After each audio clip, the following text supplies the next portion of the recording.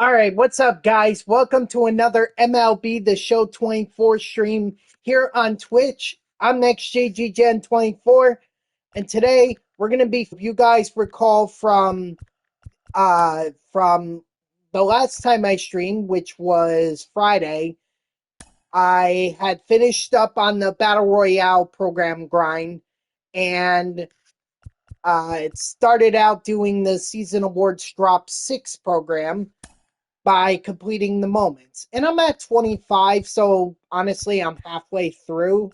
And honestly, I don't think this is going to take me all stream. I, I'm looking at possibly doing like one or two, one or two, one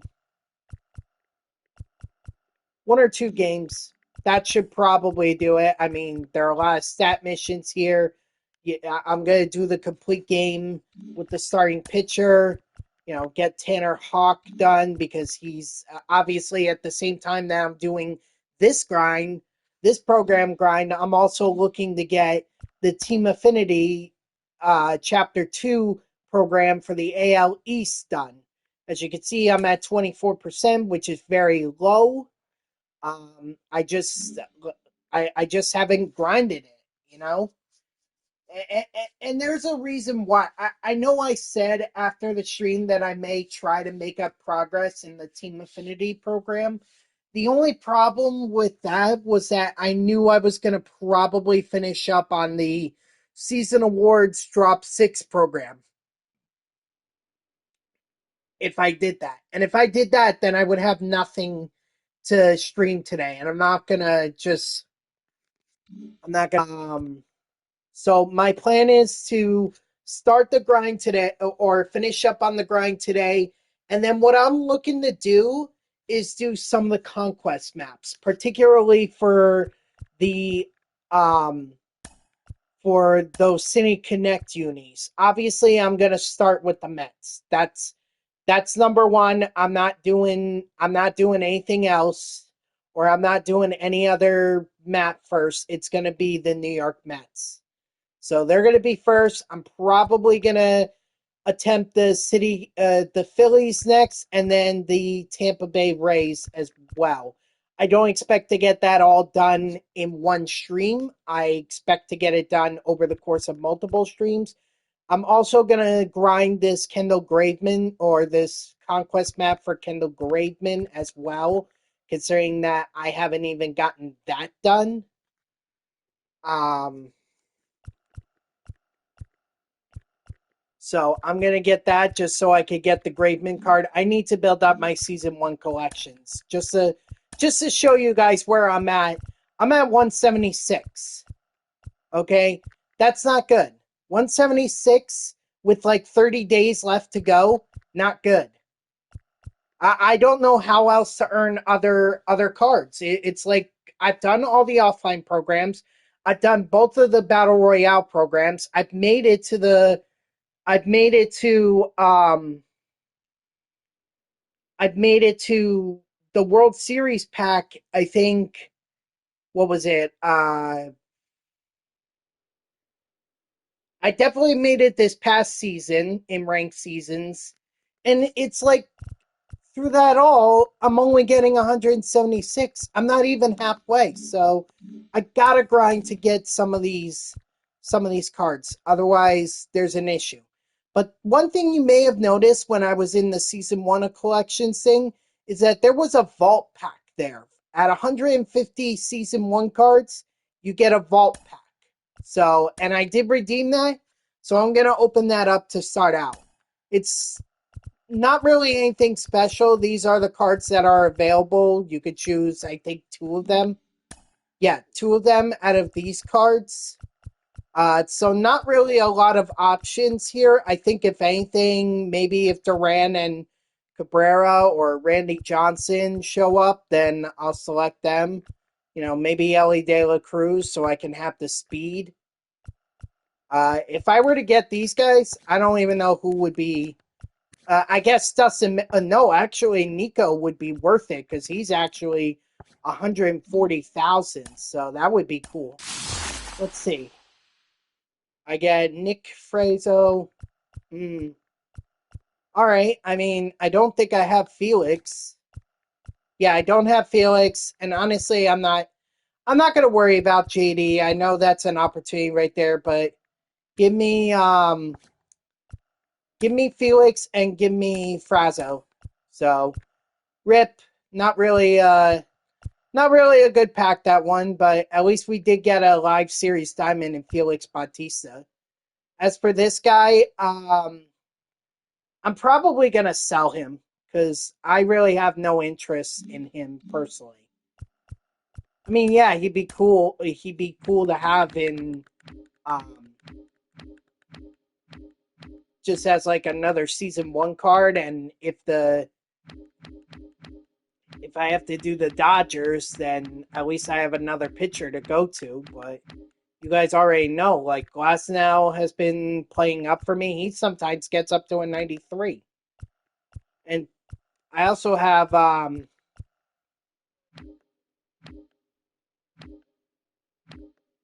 like there's let's see. Well, bad example here. Chase Dollander. I know he doesn't seem like much, but he's a higher rated pitcher, and I think I would go with him. Nobody for the Padres, and nobody for the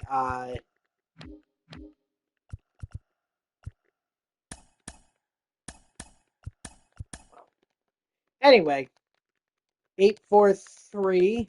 We'll sell them because I need the stubs. Like, that's the big thing. I need the stubs. So unfortunate that I did not get much out of that vault pack, but you know what? For free, not really bad because I didn't have for the yeah. So that's one less diamond that I have to worry about.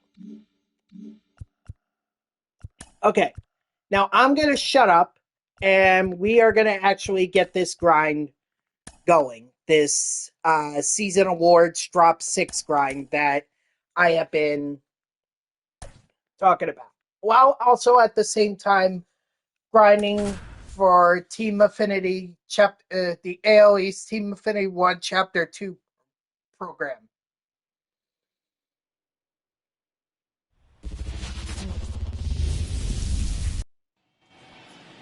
Leading off for the center fielder, Cedric Right. Mullins.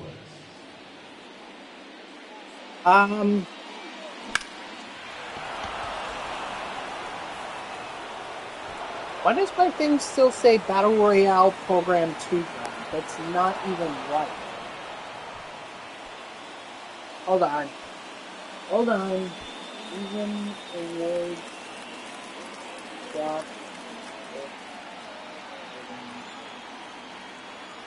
I'm sorry. I hope I didn't mislead anyone over my title.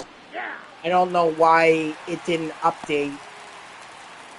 I mean, I typed it in before I went live. Like, I had to title it before I went live. And the fact that it was still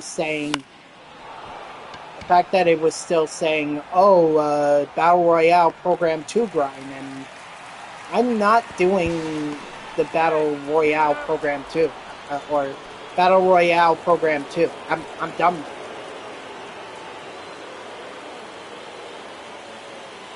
So, I'm sorry if I misled anyone with my title. That was not my intention. That just... but what I was going to say before I noticed that little error is that this weekend was a very, very tough series for the Mets. Like, I mean, if the Dodgers or the Yankees were more like what had a few of the players in terms of base running that the Tampa Bay Rays have, I think they would pretty much be a shoo-in to get the World Series. Like that, the Rays, for their lack of power, and I don't mean that like, oh well, they don't have any home run hitters. Of course they do. But they don't have some of the big name players, but they have a lot of players who are speedy, who are getting on base, who are stealing bases, putting themselves in scoring position. Like when with their lack of power, they're actually like a very solid contact hitting team. And that may ultimately prove to be a difference, assuming that they don't collapse like they did last year. I think it was around the Mets when they faced the Mets last year that or after their series against the Mets, because they lost 2 out of 3 at Citi Field. You know, after that series, they just went. So if they can avoid that, then they could be serious contenders, or they could be like a sneaky team that gets into the playoffs that everyone sleeps on and make an actual good run. But you know, that's what I can appreciate that as a baseball fan. As a Mets fan, no, I don't appreciate what happened at all with the Mets this weekend. I mean, I think the worst loss out of all of them was that loss on Sunday. Edwin Diaz should have had that save. He blew it.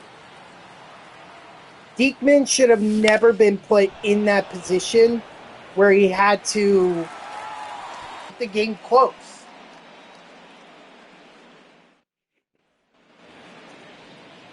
But the other thing too from that, and the Rays series just kind of exposed this. It is so easy to steal against the New York Mets. I think they were saying it was like 63 out of 66 stolen base attempts against the Mets were successful this year. That's not good.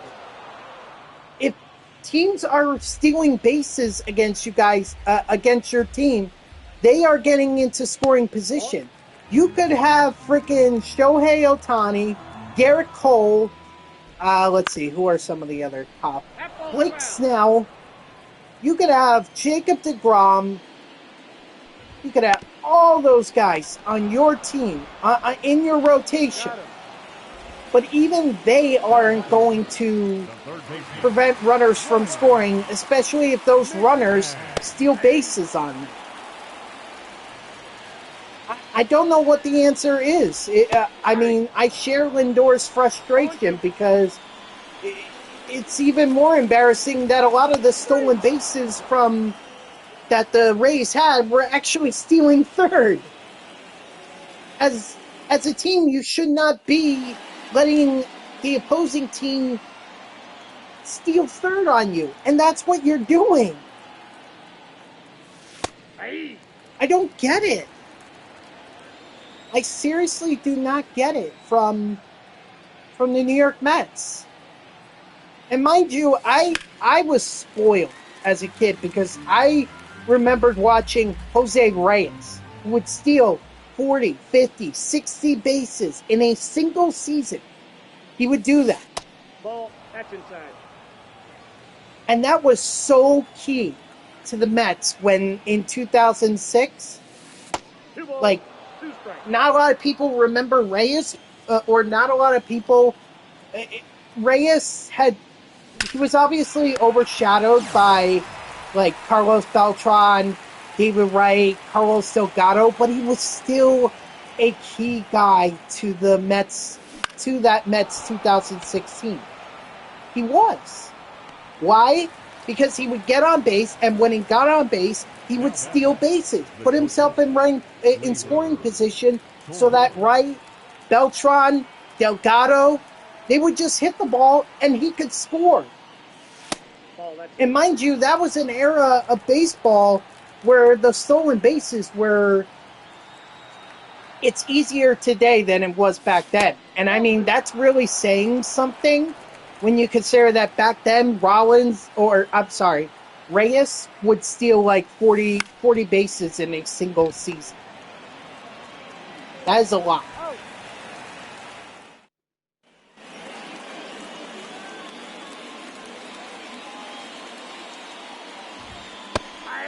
But you look at this Mets team, nah, there's none of that. Nimmo doesn't steal bases, despite the fact that he gets on base, and he should be stealing bases. He should be.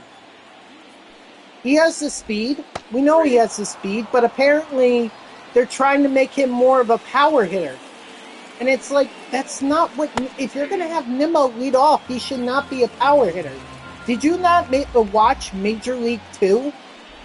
When that guy that usually steals base, who's very successful at stealing bases, I forget the character's name, but he does a movie and then he says, "Oh, I'm a power hitter," and he can't hit home runs. I feel like that's exactly what the Mets are trying to do with Brandon Nimmo, and it's like, no, stop. Just stop. Get Nimmo on base. You know what? You don't have confidence that Lindor and Pete Alonso can't drive him in? Fine, fair point. Because Pete Alonso is one for his last 25 or 26. That's from the SNY broadcast, by the way. Fine. Lindor has been turning it up, though. Lately. Kind of a little late, but still, at least he's coming around somewhat. Maybe he needed that flu game.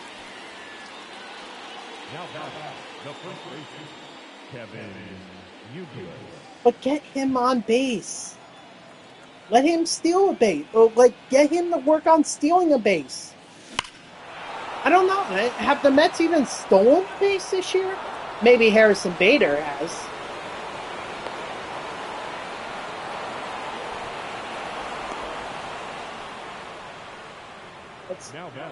How many stolen bases do the Mets?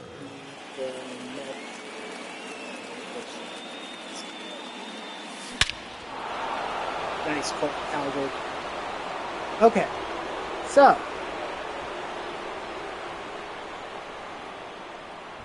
yeah, they do have stolen bases this year. If I organize it, it's actually Starling Marte. Starling Marte has the most at 7. So you have Marte, you have Bader. Okay, second. That's about what I would expect. Lindor has 4. Tyrone Taylor has 3. So what does that amount to? 27. They have 27 stolen bases this year. 27. That's not good. That's less than 1 stolen base in the games that they've played so far this year. They had 27 stolen bases in about 34 games. Not good. It would be fine if, you had the power to back you up, but you don't have that power. You don't have it. MLB has made it easier to steal bases, so steal bases. If you need to have Marte lead off, fine, have Marte lead off. At least he's getting on base and he's stealing bases. Or at least, he's... At least he's got the most stolen bases out of anyone on the team. Which, again, is not a lot, but at least he's stealing bases. Outside, that's a ball. That's my ultimate point. If you're not going to get... You're not going to score runs unless you have the quickest guy in the world. An Esther Ruiz or a Trey Turner, unless you have that kind of a guy on your team, you are not scoring a run from first base on an extra base hit. You are not.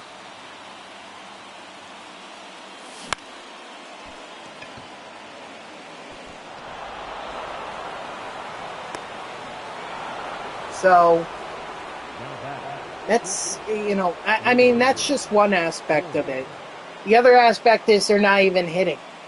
I mentioned Pete Alonso, 1 for his last .6. 1 for 12 in the series against the Tampa Bay Rays. I mean, he's not doing himself any favors for this offseason.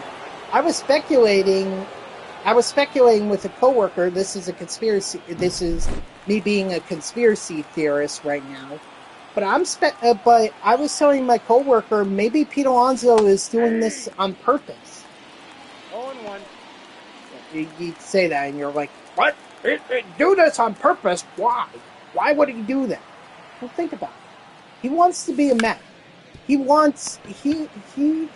has been repeatedly quoted as saying he wants to be a Met for life. Okay? And there is so much pressure on him to be that guy in New York. There's so much. All of a sudden, he hires Scott Boras to be his agent. And now, it says, oh, we want to make a deal. Yeah, right, Boris. You never wanted to make a deal. You just wanted to say that because that looked good. And been in Pete Alonso's ear telling him he's one of the best players in the game. One of the best first basemen. He should be getting Juan Soto money, Aaron Judge money, and all that. And I think Pete Alonso's looking at that and saying, no.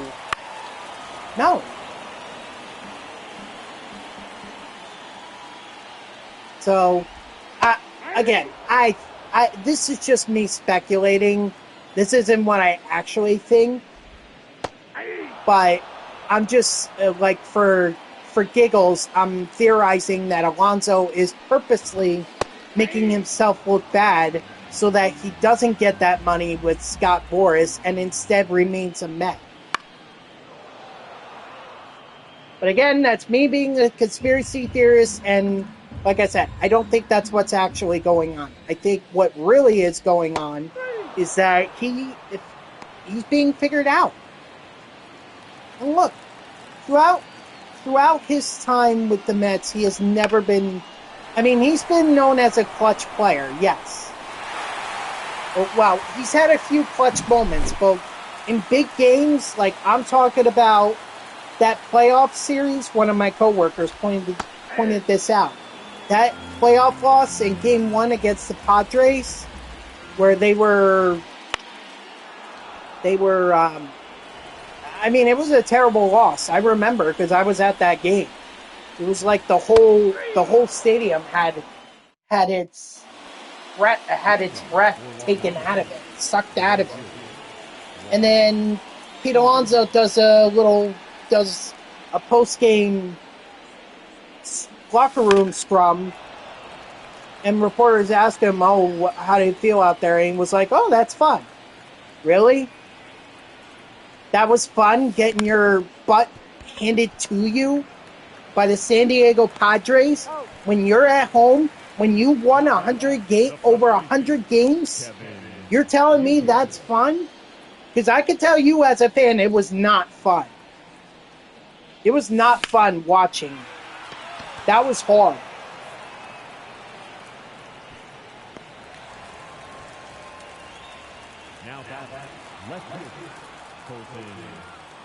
So, it maybe he's starting to get figured out, and it's like what happened with Ike Davis. If you guys, for my Mets fans out there, remember he had that 30-plus home run season, and everyone was raving about him, saying, "Oh, this guy's the next home run hitter for the Mets. He's gonna be next Mike Piazza and everything." And then the following year, he couldn't even hit. It was like, wow, we really raved about this guy? I think it's because everyone figured him out. And he didn't adjust well to the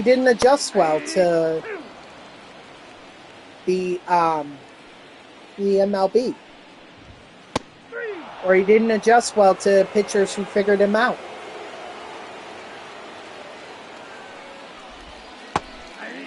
So, I don't know what it is with Pete Alonso. I mean, he has time to be able to make up for it, That ball went out. but he is struggling right now. And if he doesn't turn it around by mid-June, I mean, if I'm being honest, I think the Mets really have to consider, like, either not offering him the money that he wants or letting him walk. Maybe he can't deal with New York. I mean, I thought he could, considering he had very successful seasons in New York. But maybe it's getting to him. So Pete Alonso's not hitting, and freaking Edwin Diaz is being figured out too. That's the other scary thing. Okay, I understood Edwin Diaz maybe giving up that home run to the Chicago Cubs, or to Christopher Morel with the Chicago Cubs last week. I get that. You know, that wasn't a really save. That wasn't a real save opportunity for him. And, you know, fine. Ball, that's too high.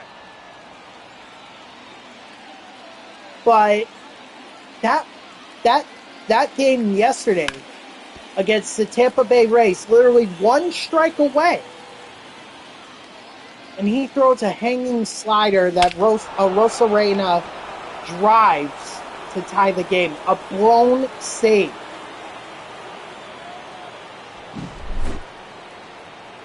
Now, you might look at that and say, oh, okay, he's had, you know, first one in a long time. 26 consecutive saves. You know, he was bound to be due for one. But then you remember what I said about giving up that home run to Christopher Morel last week against the Cubs.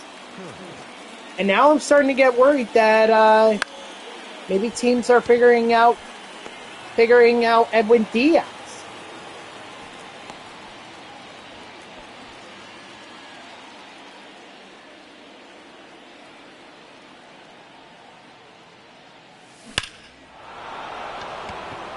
And maybe it's just the injury. Like, he's obviously not going to be the same.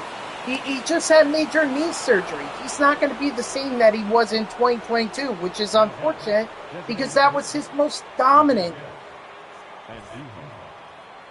But you would hope he at least gets something close to it. And so far, this year, the answer to that is no. We haven't gotten that.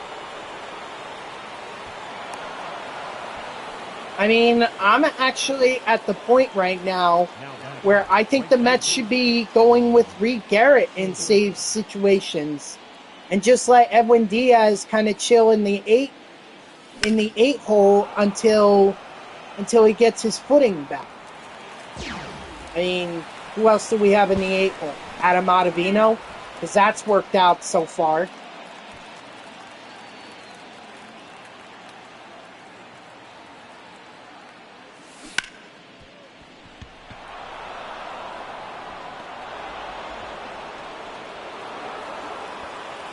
So, but Reed Garrett is the one who's been the most successful out of the bullpen, so why not go with him?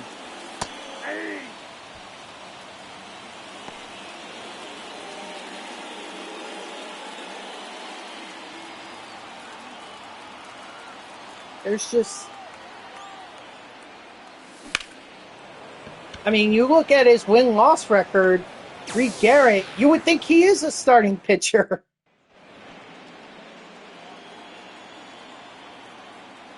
You would think.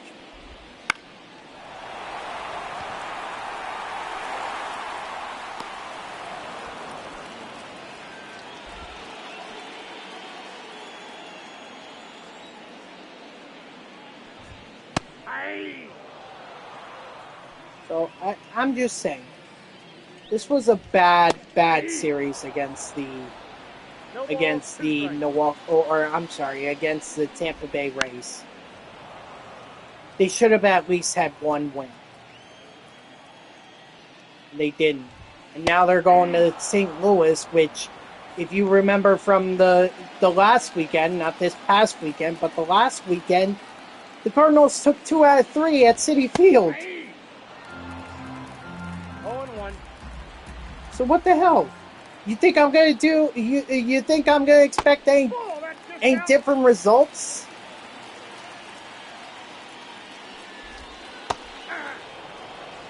In St. Louis? 2 strikes. So we'll see what happens. Quintana had a honestly. Quintana had a stellar outing. A great outing the last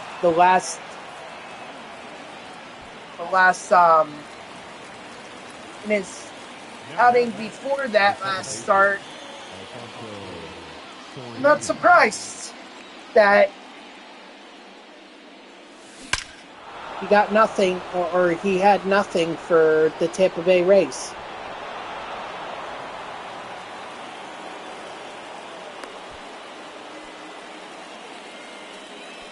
Christian Scott, I mean, that was great. That he had a very solid debut, 6 innings, 1 earned run. Inside, ball 1. Unfortunate that the Mets couldn't get him the run support. They gave him 1 run, but he gave it right back.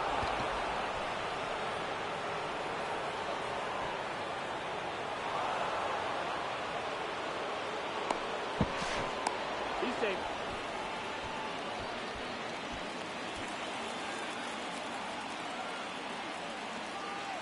And then obviously Severino, I was actually surprised he had another decent outing. Well, actually, it wasn't really. Dang, Kirk. Well, I needed extra base hits with the catcher. I'm getting it right there.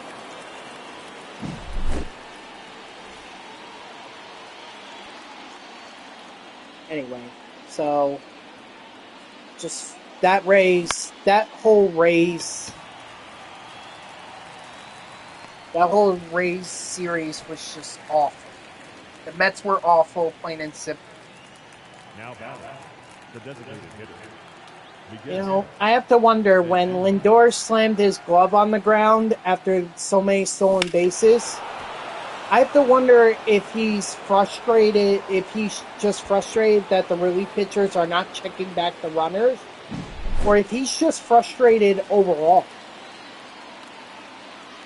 Like, this team should be winning more games than the 16 they've won so far this year.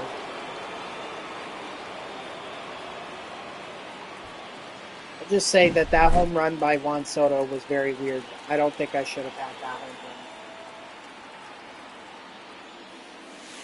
run. Ball 1. But anyway,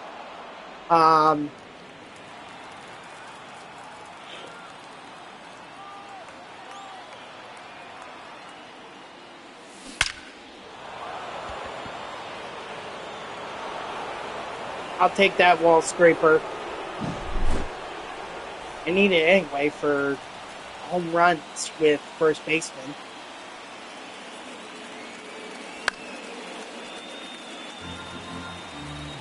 But we'll see what happens with the Cardinals, but I'm not expecting a lot. If I'm being honest.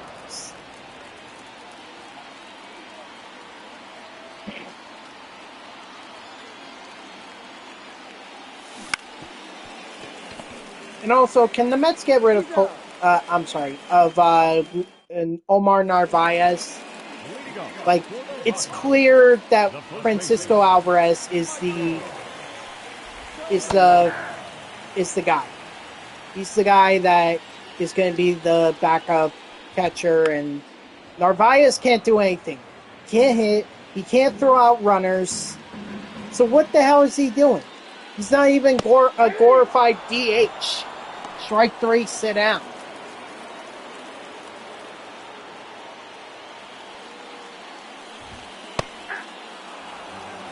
All 1's the count.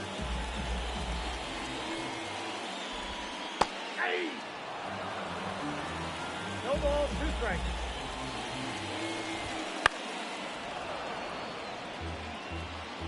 So, get rid of Narvaez.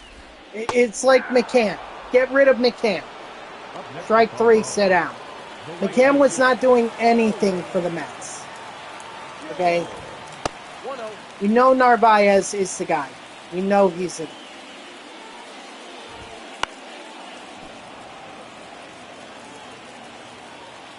And, you know, through all these struggles, I'm sure a lot of you are saying, well, don't the Mets have prospects? Why can't they call them up? Because if you look at some of the prospects for the Mets right now that are Ball 2. in the minor leagues and everything, Luis Angel Acuna, Drew Gilbert, all those guys, they are struggling with the bat. They have not gotten off to a great start in the minors. It's been bad. Very, very, very bad.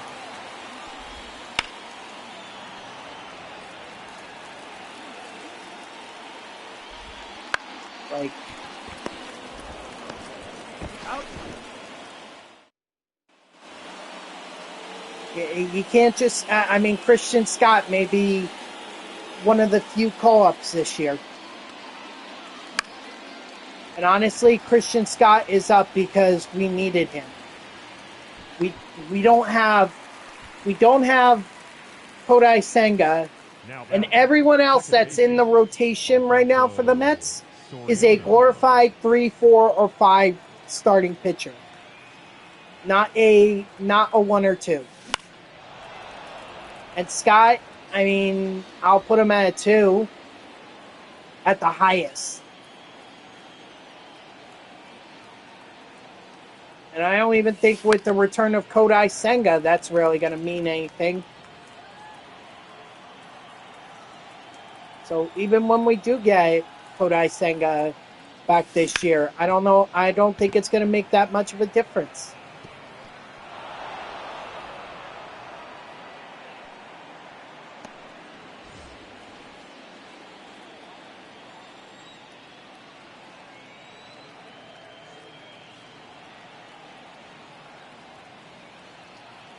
Steal. He's safe. I mean, the Mets are seriously going to have to consider moving some players, and I think the most obvious choice is Jeff McNeil. I mean, what a fall from grace that guy has had since winning the batting title. He's just been downhill ever since. Marte will definitely be one guy that I see getting traded, unless the Mets feel like they could get one more good year out of him. No ball, got him. Right there. I think they should strike while the iron is hot and send him off to a team that's going to need a right fielder. You don't have to do it now. Like, just wait till the trade deadline and see what teams are going to be buying. Which, I mean, look, maybe the Mets can turn it around. You know, I mean, look at the Washington Nationals in 2019. One of the worst records in the month of April in MLB history. They end up going to the World Series. I'm not saying the Mets can do. I'm not saying that's what the Mets are going to do, but I am saying that there's plenty of time. There's plenty of time for the Mets to turn this season around. But they got to get their act together. They really do. If they don't get their act together, this season is just a lost cause. And honestly, I'm not so sure they win more than 70 games.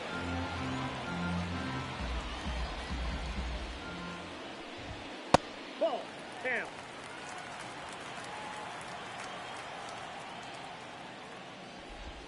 Hey.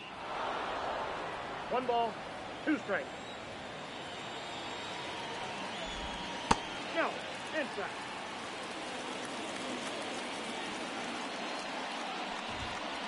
Count full.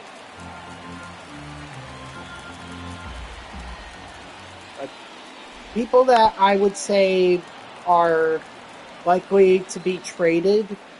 I would say Jeff McNeil, Starling Marte. If he continues to pitch well, Luis Severino.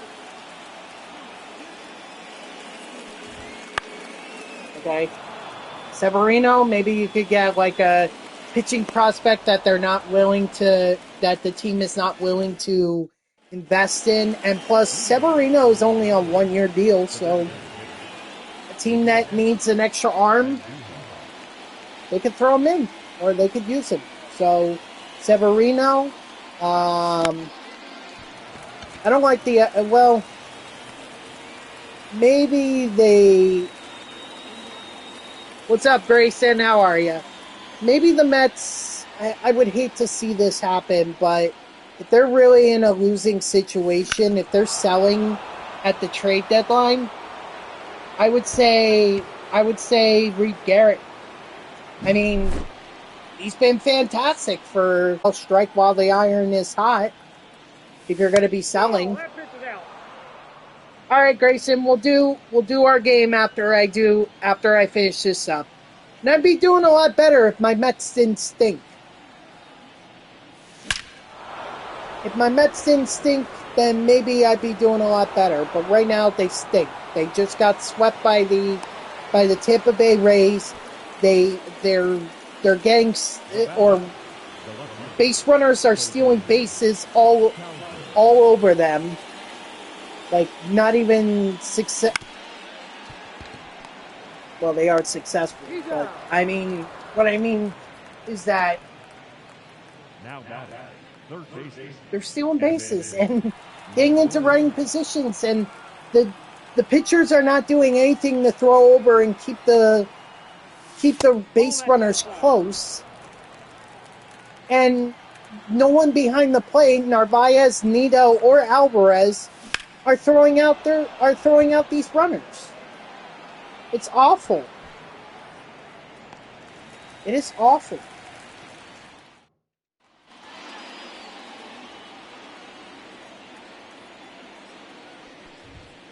Hey.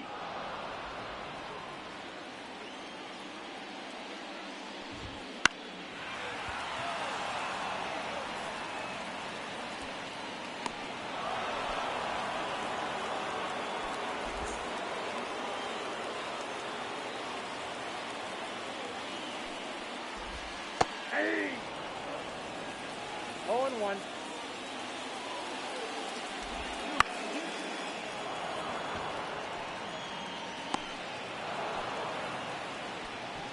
I wish I would have a better outlook on my Mets, but just and there's still plenty of time, but they gotta turn it around.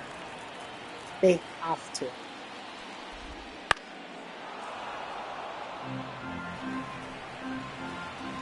And usually May and June are the 2 worst months for the Mets. So they cannot let this they have to perform well these next 2 months. If they perform exactly how they've been performing, I mean,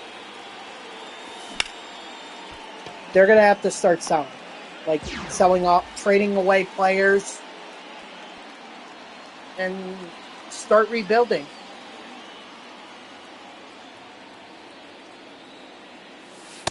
Nope.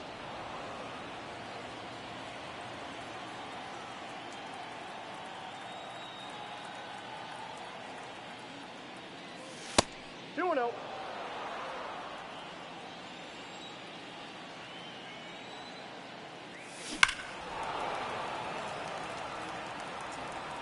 We'll see what happens.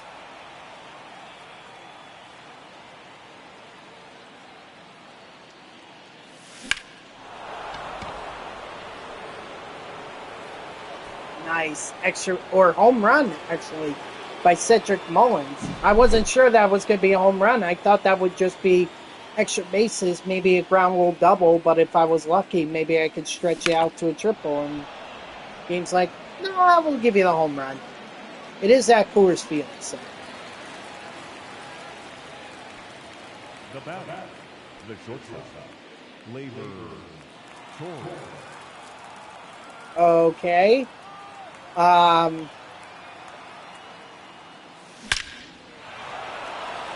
will. I don't know if I would have used that wording exactly. I will say though that the content that has been released is pretty subpar, or compared to what it has been in years Ball one, past. no This strike. feels like it's been subpar. Like the programs, yeah, they were long and they took time to complete, but at least they were fun to complete. This just kind of feels like I'm getting it over and done with, and it's like, is it even worth the grind? There's not even a lot of content here. Hey. 0-1's the count. Hey. 2. 0-2. 3. Strike three, sit down. First strike in a couple innings, actually. I mean, Tanner Hawk just needs to get 2 more outs, and then we're done. Inside, ball 1. I mean, I trust you. If you thought he stepped over a line, I just wouldn't have used that kind of wording.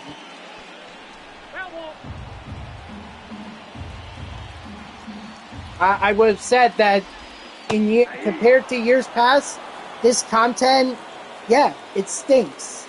Like, and the daily XP cap being shrunk is even what makes it even worse. So,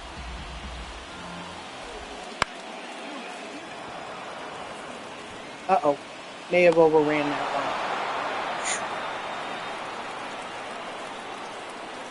one. Yeah. Okay. All right. You can remove the ban on it. Yeah, just bad wording. Like, I can understand the criticism of the game, but just that kind of wording didn't really need to be used. All right, so Tanner Hawk, we definitely got his XP mission done. So, yeah, Vientos. Ooh, we got, and at least Emily got a ton of packs too. Nice.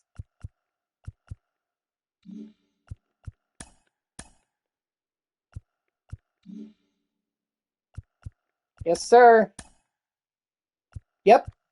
Well, do you want to do our game or no? Or at least not yet.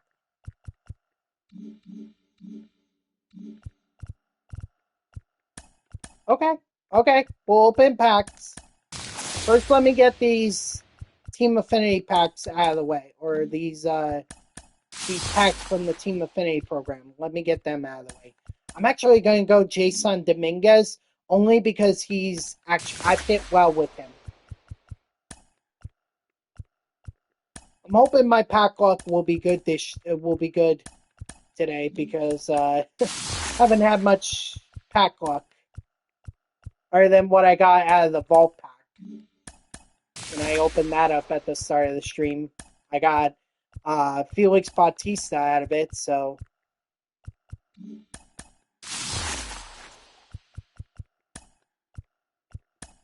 Oh, no. I don't want to do that.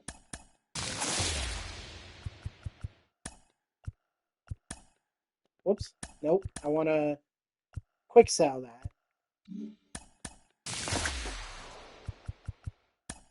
Man, no pack luck at all. This is terrible.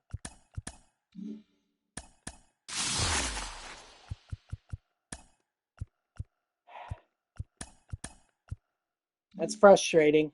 Oh, wow. No pack or nothing good out of those packs. All right, Grayson, you want me to set up the game or do you? I mean, if you trust my pitching well, actually, what is it that we're doing? A co-op or a 1v1?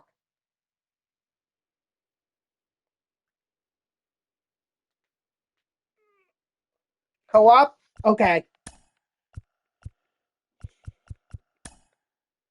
do a casual co-op. There's no point in me doing a ranked unless you want to do ranked co-op, or would you rather do casual?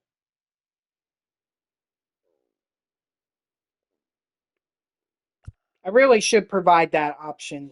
Ranked for innings? Okay. All right.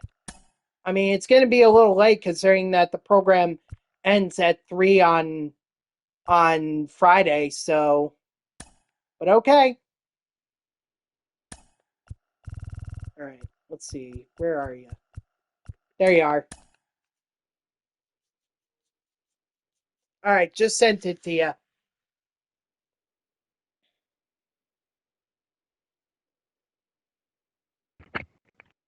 What's up next? What's up, Grayson? How are you? Great. How about you? Not bad, not bad. Nice, nice. All right. We are going to do Jason Dominguez.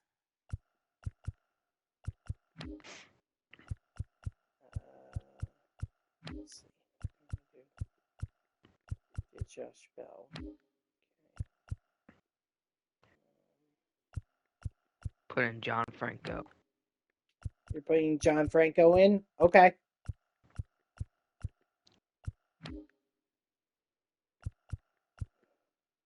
God, I don't know who to put in. You know what? Let's give let me focus mostly on outfield since you did infield plus catcher. Let me focus on the outfield. All right. All right.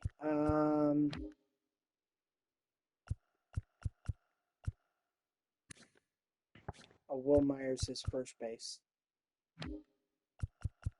Smith is left field. So is Brian Braun, but that'll be fixed. Okay. And then. Ooh, did you see the Tiger City Connect jerseys? I did see a post about him, but I did not see the actual jerseys yet. They're not bad. It's just the hat could be better. Let's see. Tiger City uniforms.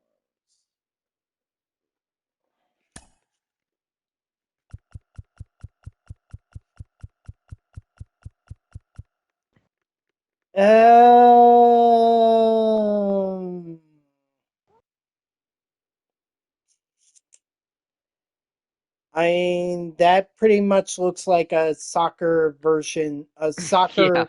yeah. I don't like that. I'm not a big fan. Yeah, the hat is terrible. Jersey is not that good. And yeah. Like the Mets one and the Phillies ones were actual good ones. Like I'll give them that, but Yeah.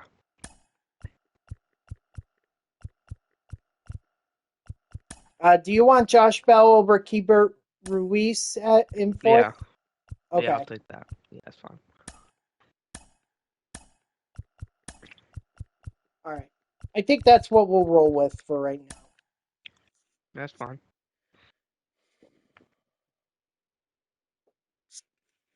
All right. So we're either getting DeGrom or we're getting Dollander. Dollander. Okay. All right. Best of luck, Grayson.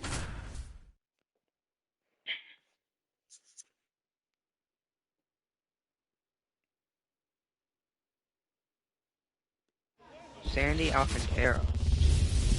Yeah, that was a live version too. Well,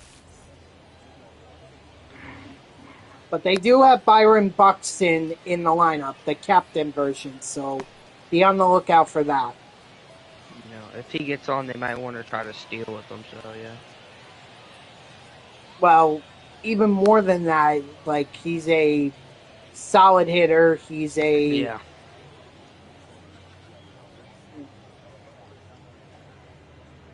He provides the boost to all the cards and everything. So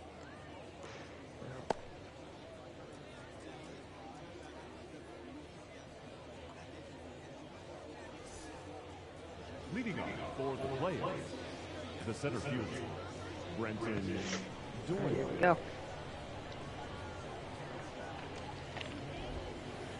High one. 0-1.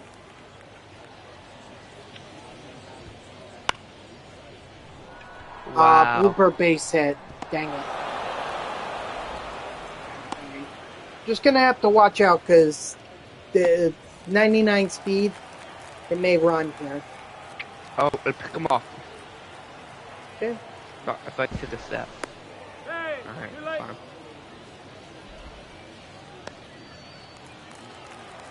Yeah, watch those feel.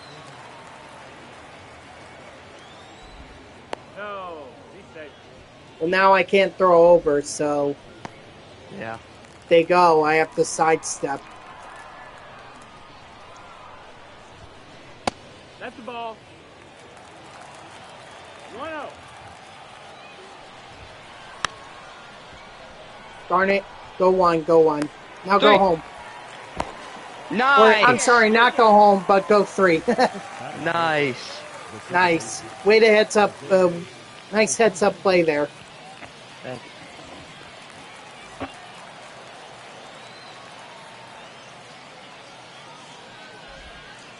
High They one. fit well with Jose Altuve. 0-1. Yeah, 3-2's not that bad. You know, for a 94 overall or whatever he is. 93. Yeah.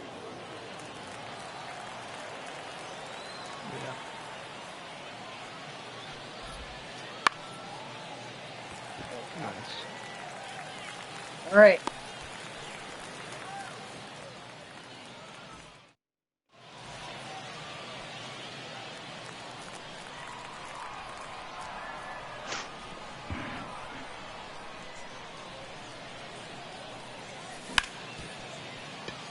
Get up the middle.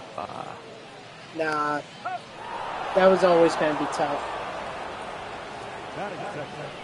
Not shortstop. Mookie. Betts. High.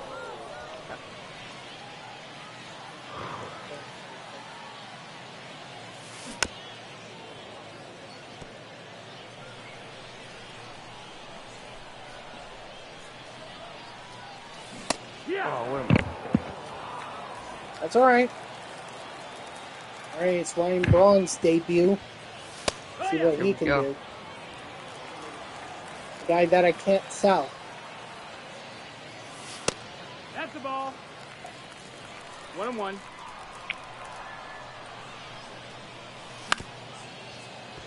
Ah. Oh. All right, all right.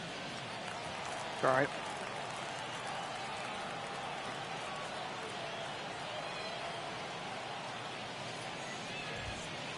One zero.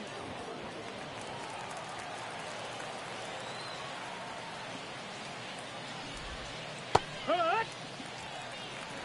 1-1. Clear up. 1-2 to count.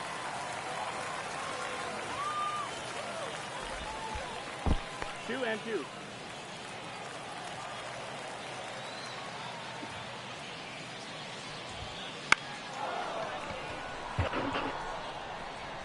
Nice.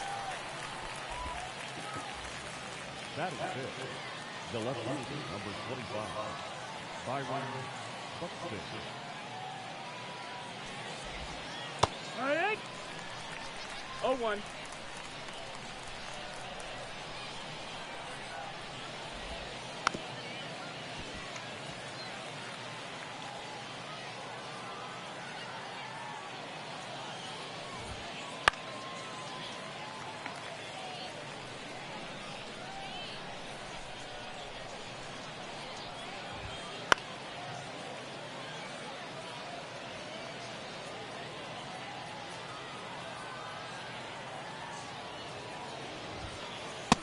No, that missed. That's the ball. 1 ball, 2 strikes. Huh? There you go. Strike 3, sit down. Nice. Batting fifth. The designated hitter, Roberto Clemente. Do you use pinpoint or meter when you That's the ball pitch? low.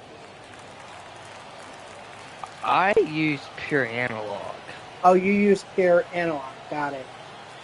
Yeah, that's what I use. Oh, all right. 1-1. Because I didn't see no meter on here, so Oh, nice play. it's gonna be Nice tough. play. Nice. That's I don't know if it's just me, but it seems like this year it's a lot easier than in years past to like time these sliding catches or stops, diving catches, stops, and all Yeah, that. It, ju- yeah, I know. it- Uh, that's all it seems like to me is that it's just this year is it's easier to do that. yeah, I've made a lot more of diving catches this year than previous years.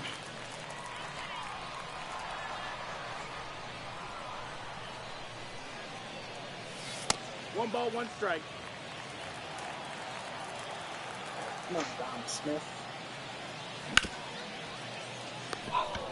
Man, just got on top of Set it. on the tag. Batting fifth. The catcher. Rooney.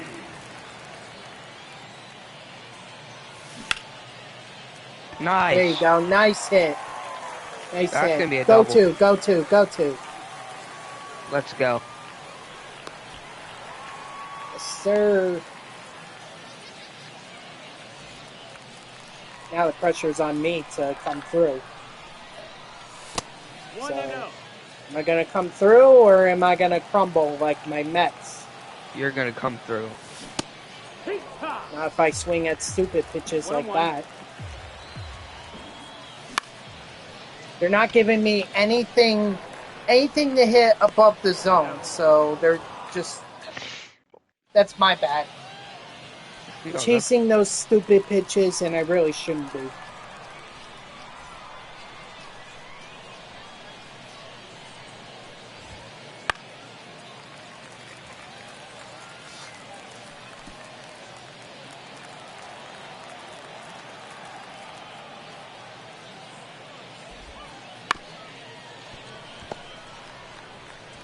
Nice.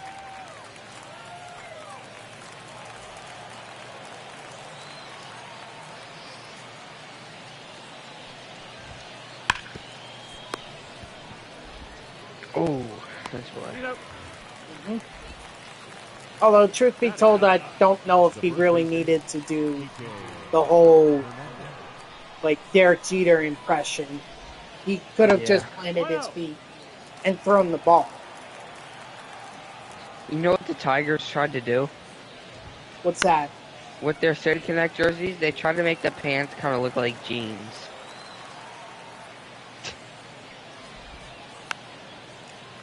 They made the pants try to look like jeans.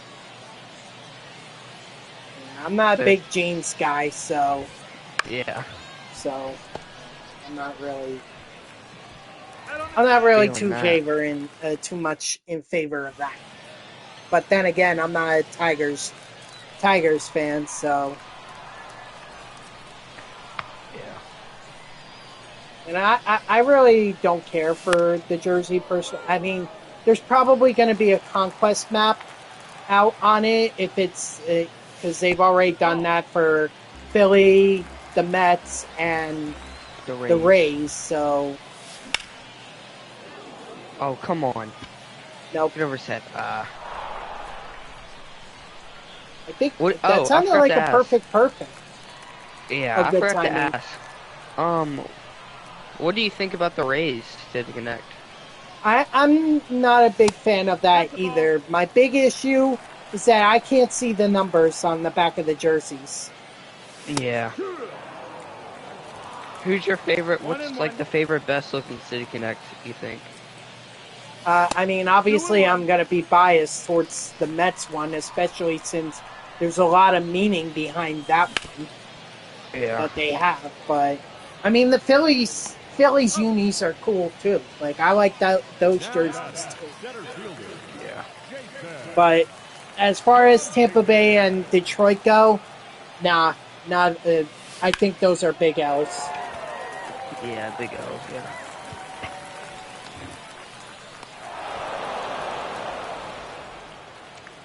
I don't know if the Yankees will ever do a City Connect. Probably not. Um, Because, like, with their whole it just tradition and depends on stuff. how much money Nike gives them to be able to do them.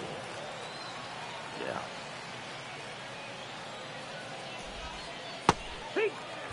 And the Yankees will probably want to stick with, like, their, like, original uniforms and stuff. Well, yeah, but I mean, again, it's all about money.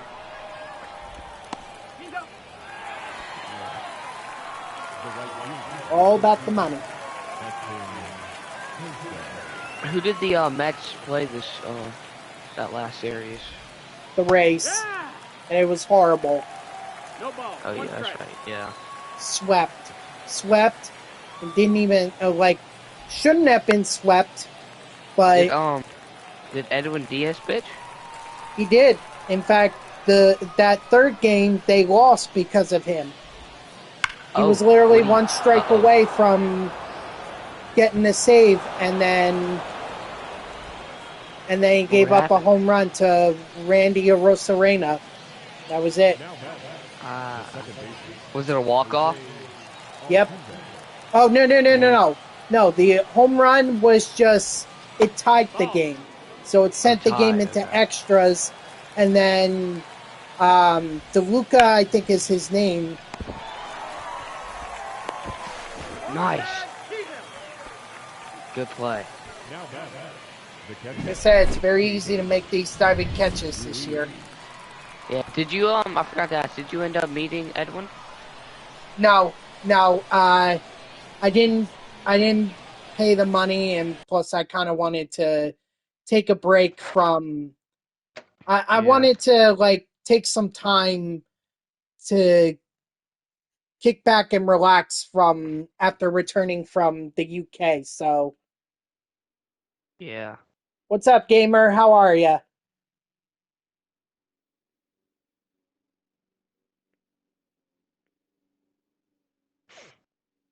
TTV 25 Sleek.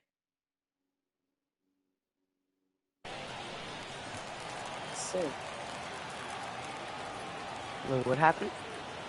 One of the guys that paused, his name is 25 Sleek. So Oh, a Twitch I'm gonna name? look him up. I'm gonna look him up. Right. See what we got.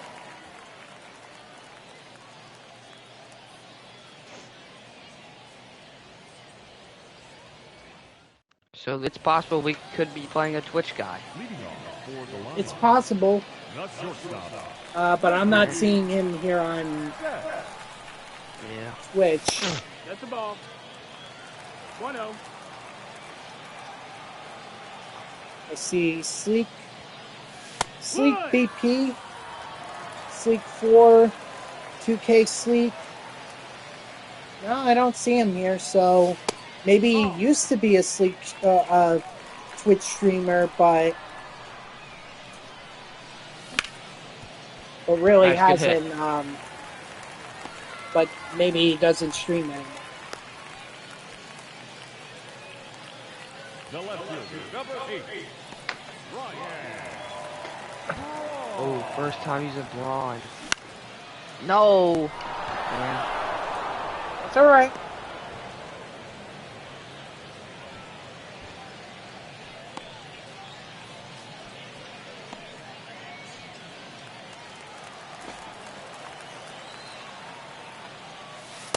That's the ball. 1-0. 2-0.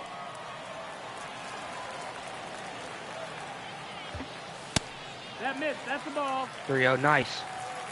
Yeah, I was being patient. I knew they weren't gonna give me anything to hit. Yeah. Because they're trying to get me to ground into a double play. And what do I do there? Oh, he should have been safe. Come on. Yeah. My bad. You good?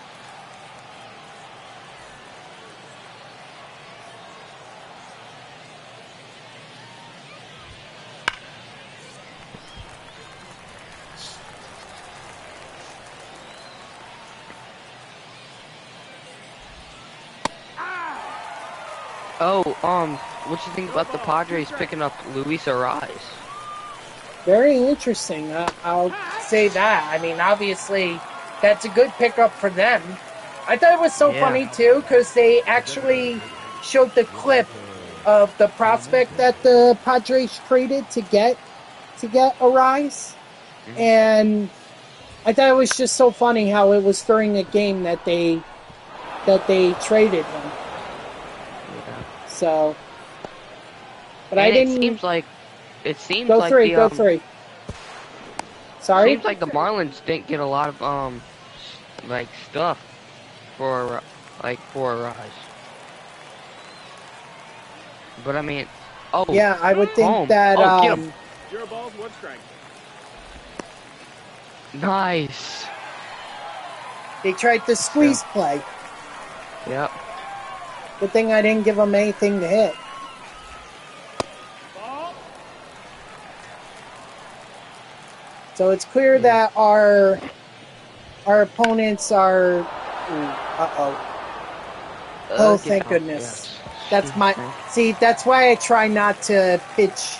I try not to throw the fastball.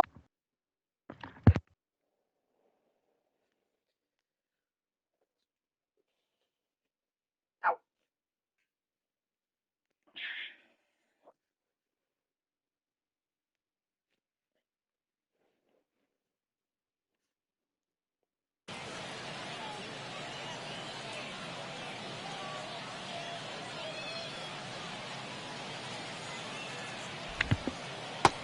Strike 3, Nice. sit down. Good pitch.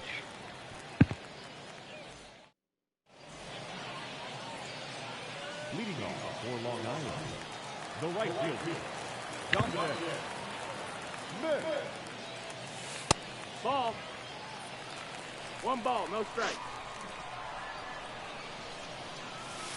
Here.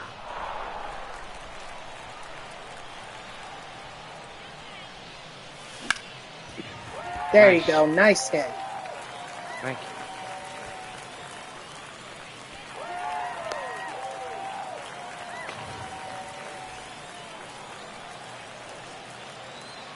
Yeah, I know they should have, cheater. I know they should have. But apparently Randy Arozarena had other ideas.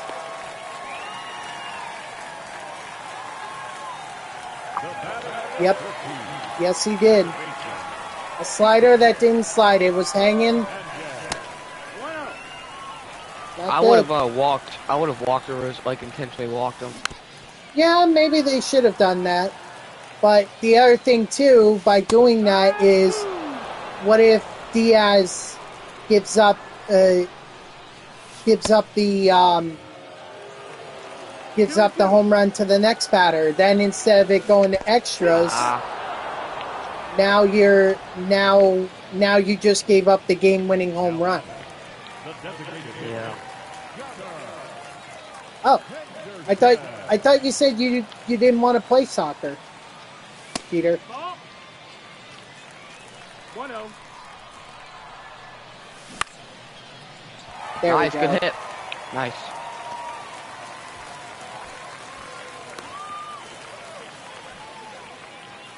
Now batting, third baseman, Willie Castro. Yes. 43 speed. It's not enough. I can't do it. I'm sorry. I'll good. Besides, we have Jason Dominguez to lead off, or to get in this situation. So, of course, Oh no. of course, you had to figure they had something up their sleeves. Ball. Yeah. Man. You had to figure. 1-1.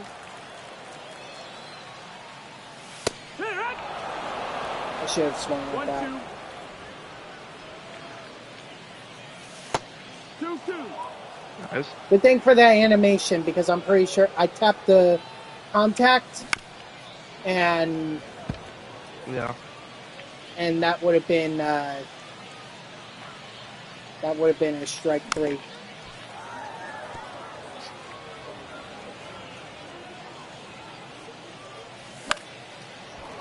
Ooh.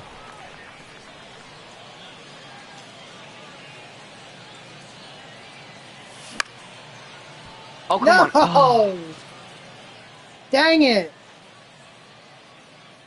It's alright. Leading off for the Players, the third baseman, Gunnar Henderson. You want to warm up Jacob DeGrom since they brought in Randy?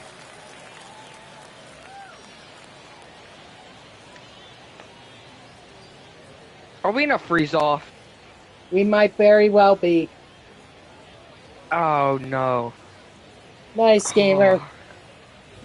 Well, I mean, I'm not going anywhere.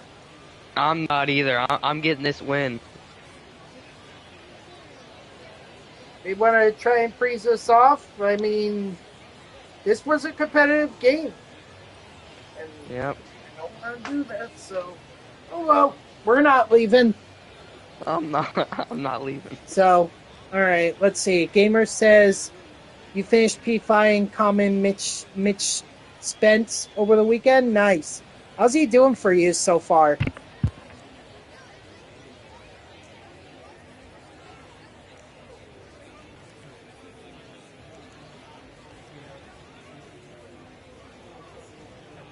As soon as you said warm up to ground, yeah. The gamer says it's your fault for saying warm up the Grom and hit into the bullpen that we're in a freeze off.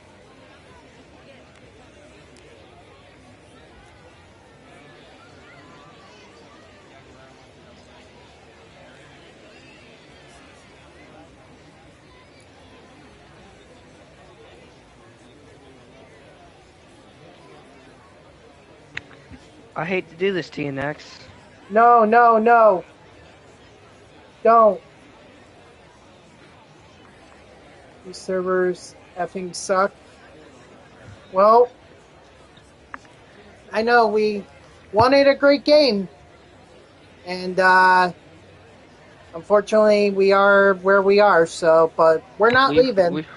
We were overall doing better than them, too. I don't know about that. I mean, we had the bases loaded, but they threw in Randy Johnson, and that was it. At least we made contact with Randy, which is something that I never thought I would do. By the way, Thomas, thank you for the follow. I appreciate it. I'm assuming that you're one of the players that we're... are you one of the players that we're playing against in co-op here?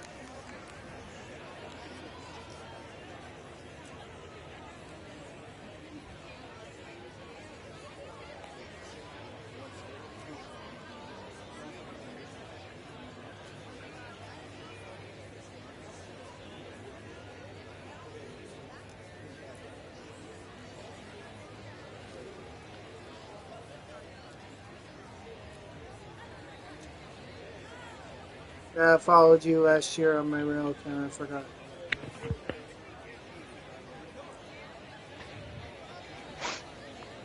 Oh, well, I mean, it was a competitive game, so it's not like I've got anything better to do. So I'm willing to wait this out.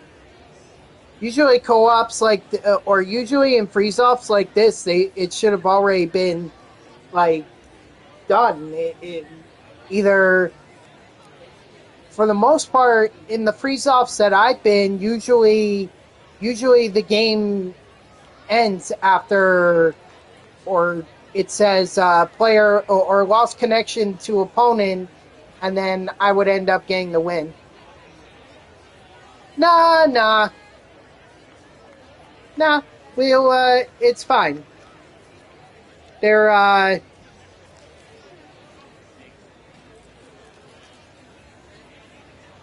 it's fine. I mean, I don't know how long they're willing to wait out for a, for a co-op win, but I'm, I've got nothing better to do. I've got a whole hour and a half to fill. So if they don't, I'm willing to sit out. I'm willing to sit this out. Yeah, I'm willing to sit this out too next. All right. So nor Grayson are willing to go anywhere. So we'll wait here. We could talk baseball. Let's talk baseball. Max Muncy having a freaking 3 home run game. That's amazing. Yeah, and also Otani had that 2 home run game too. Yeah. Just seems like a lot of I've seen quite a few. I've seen quite a few 2 home run games so far this year, so I feel like it's becoming a bit more common. Whereas 3 home runs are still rare.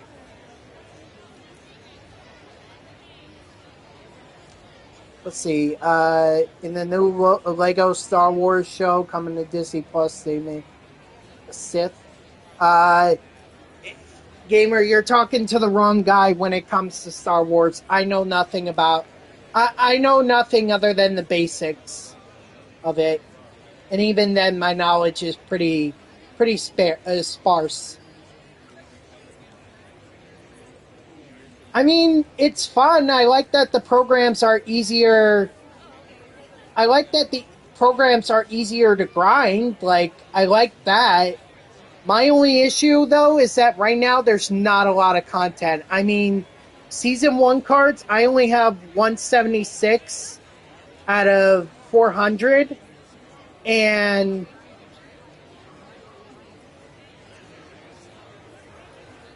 and that's not good. There's only three months left. Or I'm sorry, there's only a month left. So it's like, I just I don't see how I'm gonna get to 400 season 1 cards unless I just start buying a bunch of them off the auction, off the marketplace, which I don't want to do because I don't have a lot of stubs right now.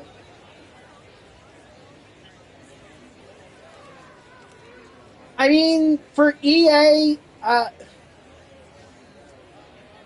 yeah, I'm not even at Outlighter, so it's like, well, my big issue is that my big issue is a lot of the season awards packs have been hidden behind paywalls. So if you notice, like the Reed Garrett's, all those season award drops cards, they're all in the marketplace for stuffs, and it's like, why? You know, it's like, why? Why couldn't we just earn them through programs? Like, what was wrong with the season awards program last year? Or even the Tops Now program. I enjoyed doing those programs. Those were great. And that was a great way to get cards. Now it just kind of feels like, yeah. Yeah, not to mention the daily XP cap, too. Don't forget the daily XP cap. That really hinders it. That makes me not want to play the game beyond what I play in on street. It's ridiculous. They screwed it up bad.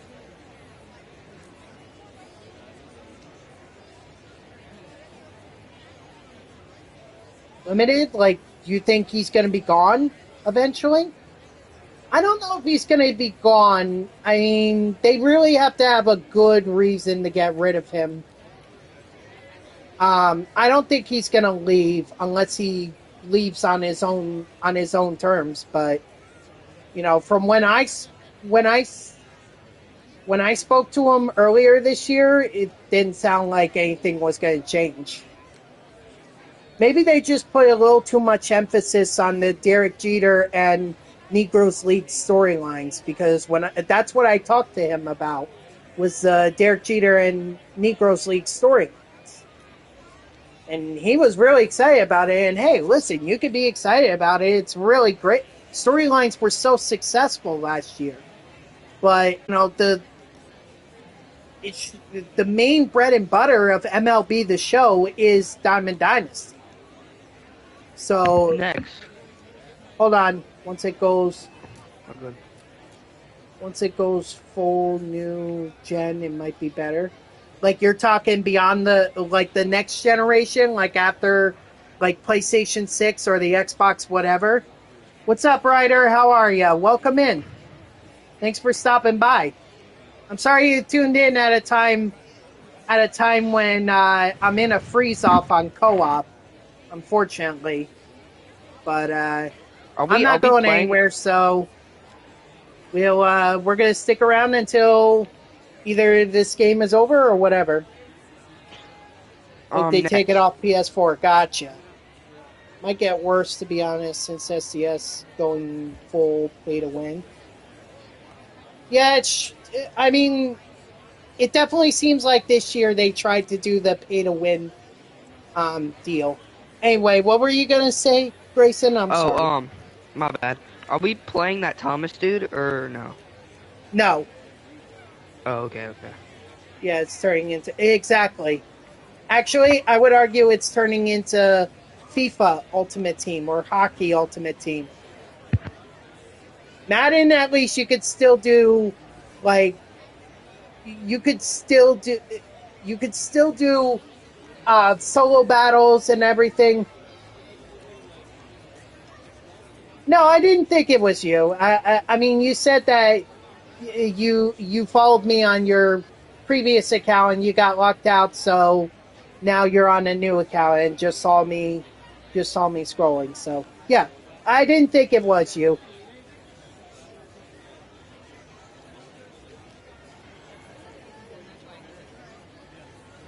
But going back to EA, I mean, I'm excited for that.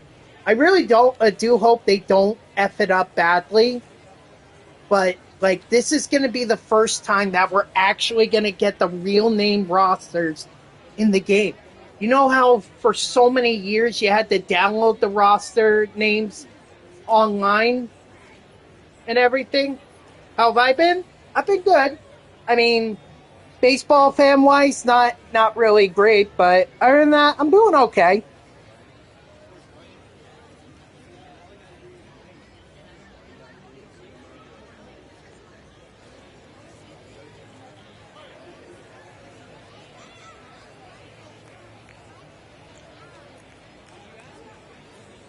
Doing all right, But EA, I'm so excited for that game. Like, I'm excited to play college football. I still have NCAA Football 13 on PlayStation 3. I actually have it right here. Hold on, there it is. There it is. See? Still have it with RG3 and Barry Sanders on the cover. It's definitely one of my favorite NCAA football games. The other one being NCAA Football 11 when Tim Tebow was on the cover. So you see here.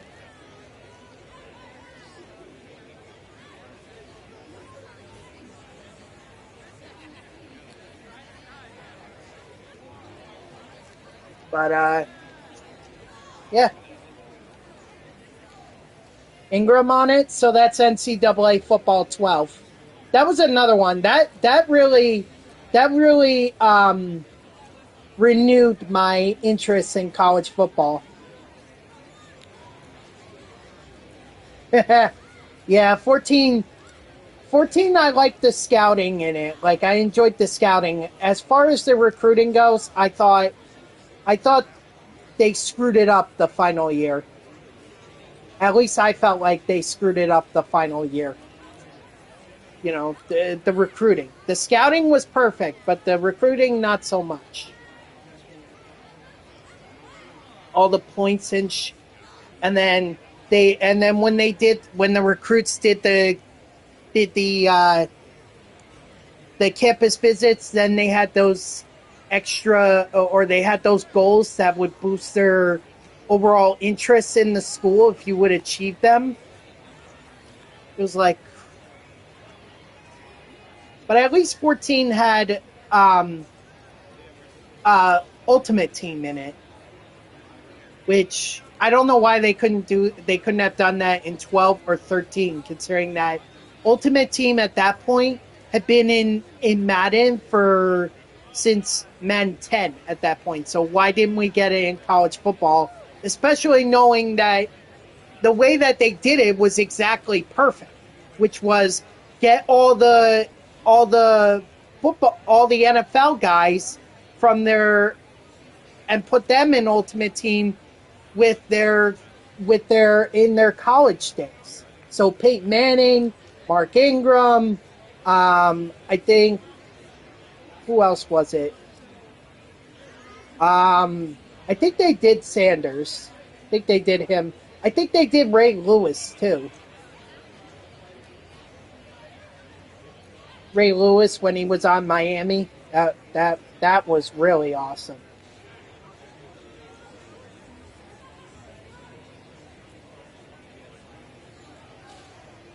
Sticking with MLB The Show till the day they walk.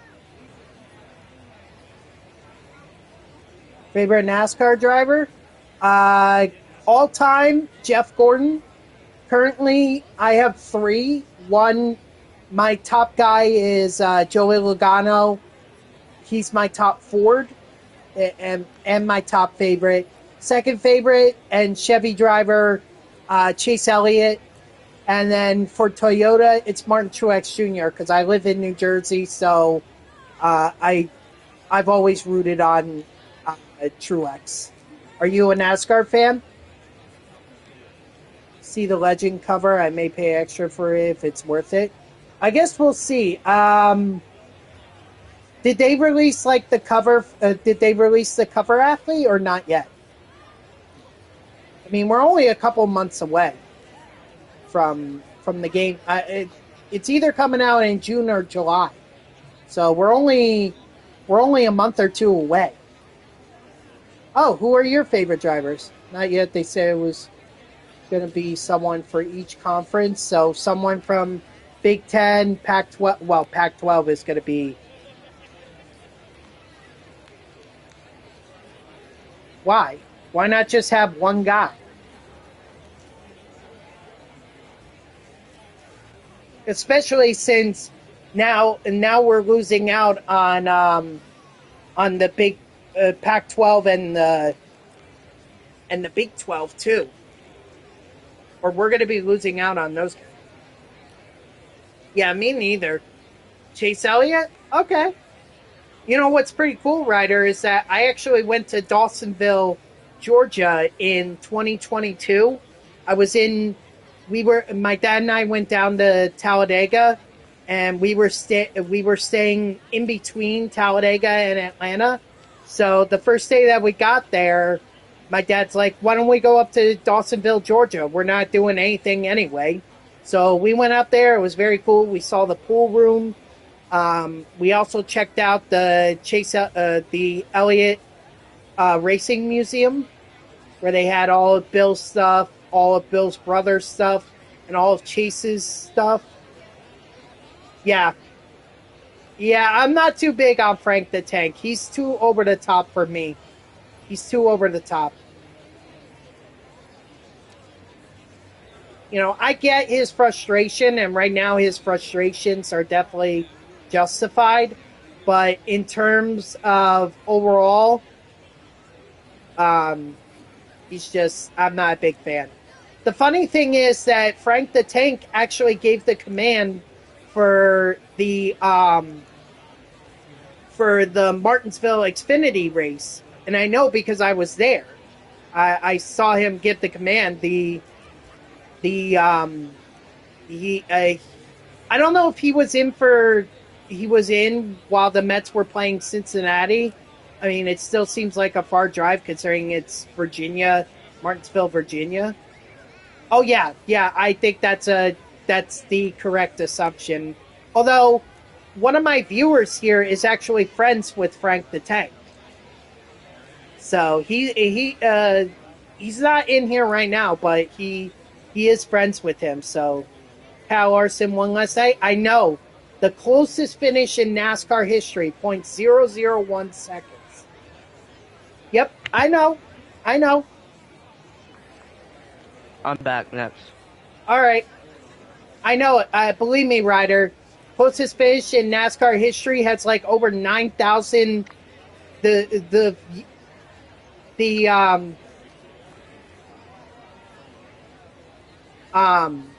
the clip of Larson beating Busher to the line has like over 9,000 likes on NASCAR's social media or X posts. So a lot of people are like it.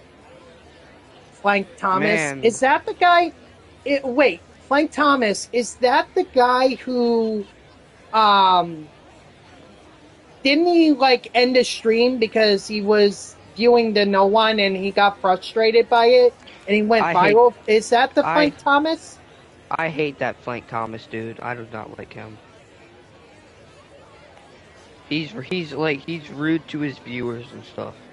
Yeah, it seems Chat. entitled. I kind of yeah, that okay, yeah. I actually talked about that before.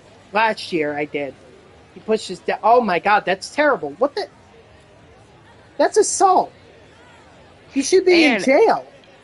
and he played in the minor leagues too. Oh god. Yep. I do So not why like that does dude. okay? So if this guy is such a horrible streamer, why is he even still streaming? Like, why are people still going to view him? Like, to be honest, nobody should sub to that dude. He's mean to his viewers. He's not a good human. He's just not good, dude. I know that's what I'm saying. So that's why I'm Yeah, wondering, like, why people are even tuning into him. yeah. He has like more than 100 viewers each stream. I don't know why people watch him. He's Well, just what I was asking Thomas is why do people still watch him if he's such a horrible person and he treats people badly and apparently pushed it down pushed his dad down the stairs? Why are people still watching him? That's what I was asking. he's yeah, he should be in jail for that. Oh well, He's that's definitely should be in terrible. jail. Like, I never tuned in for the guy, but I saw his clip and I was like, okay, I'm never watching you. Yeah, that he's mean. Oh, so what? The Trevor May streams. I've tuned in for a few of Trevor May's streams. Yet I don't see SCS backing him up. Not that not that he's done anything wrong or anything. I'm just saying, like, I know, I wish it would unfreeze too, but the only way we're getting out of this is if someone backs out, and I can't back out. Who's Derek Holland?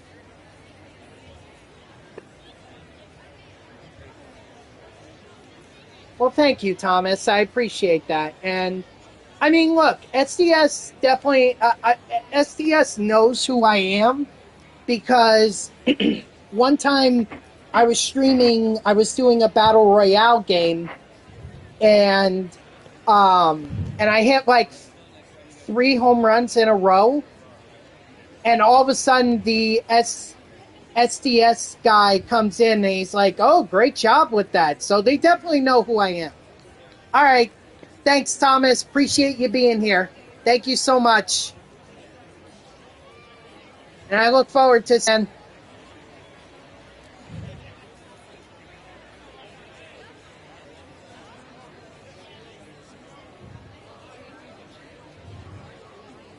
But former Rangers Pirates pitcher Derek Holland. That actually, now that I say that name again, it does sound familiar.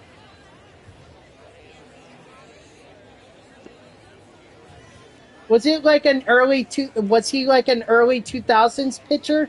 Because that's where I've heard. Maybe that's where I know him from like MVP baseball 2004. That was a game that I grew up playing. So um, if he was in that game, then yeah, that's probably where I've heard his name before.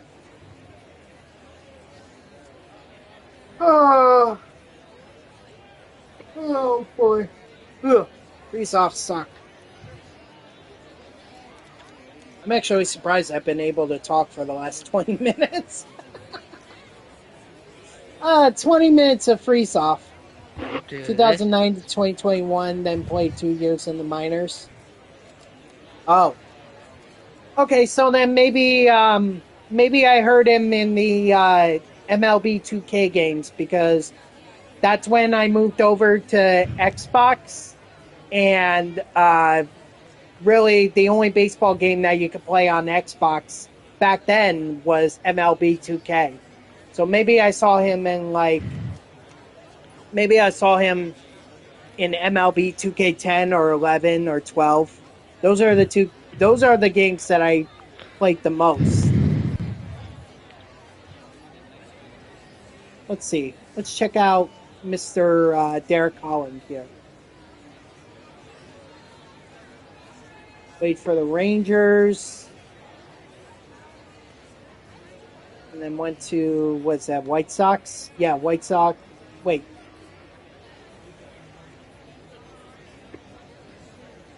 So what, did he not play between 2009 and 2017?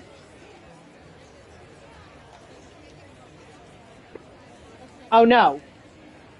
Maybe I read that wrong. Hold on. Oh, I see. 2010 to 2016. Okay. That's why. Oh. Oh, that was the Cubs. Oh, I was going to say, he was on the Mets? No, he wasn't on the Mets. And then he went to Pittsburgh. And then he played for the Tigers.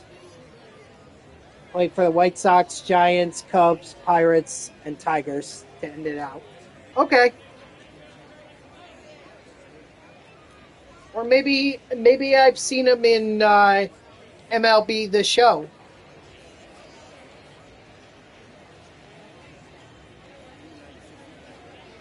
It's possible. The name definitely sounds familiar, so it is familiar.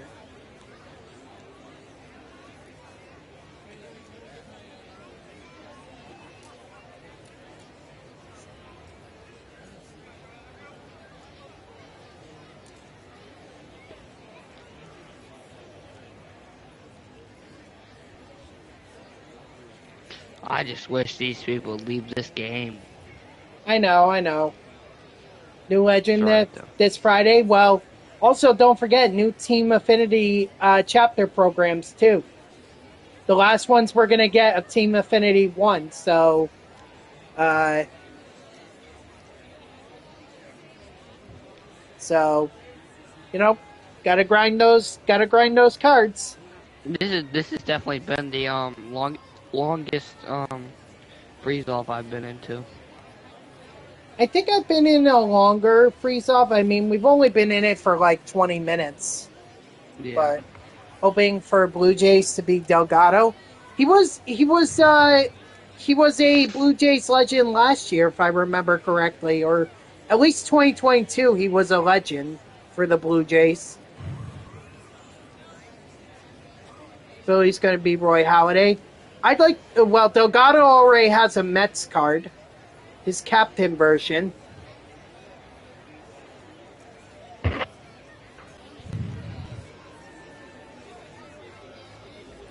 Although I haven't used it.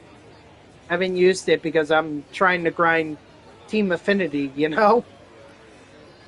for the AL East.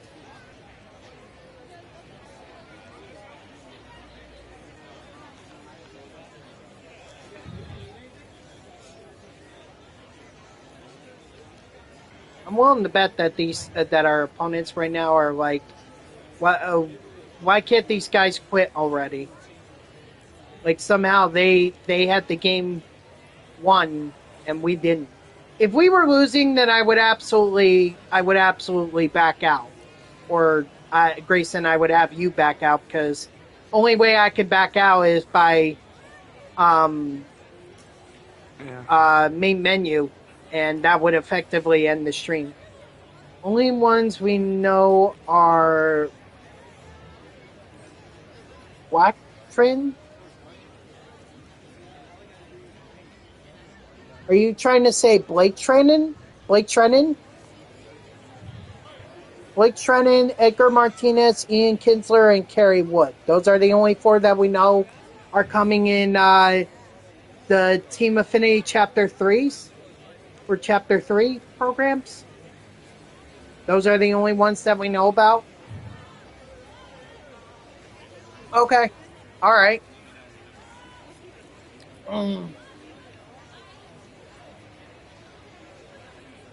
Are they supposed to be like 95s? Excuse me. Wood is the showdown boss. Oh, they're 99s. Excellent. Glad they're finally putting in 99s. Other than, what they had at the start of the game. The Jimmy Rollins, Larry Walker, Andy Pettit, and all that. Glad they're finally starting to put those in. Unfortunately, you're not going to be able to use them for too long. That's the unfortunate part.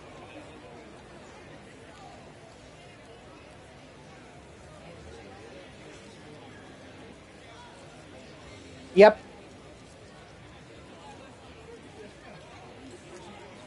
Most unfortunate.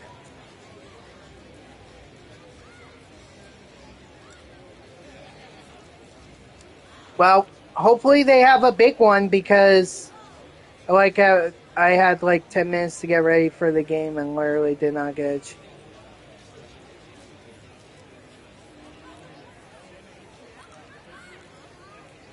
So the game didn't end up happening, or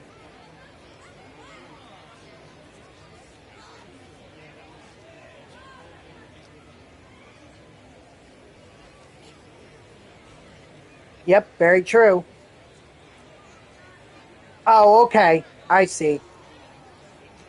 Yeah, well, that's why I want to get chapter.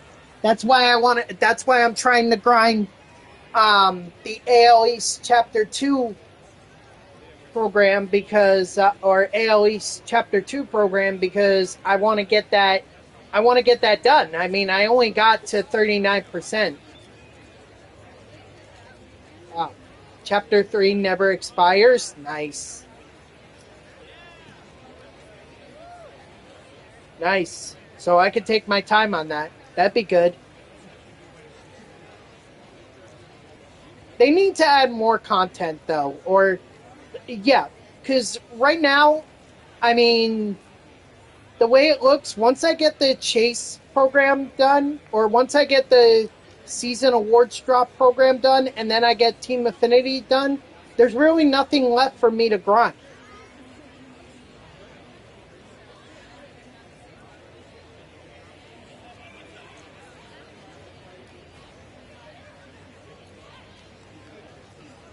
Yes, let's hide behind a paywall.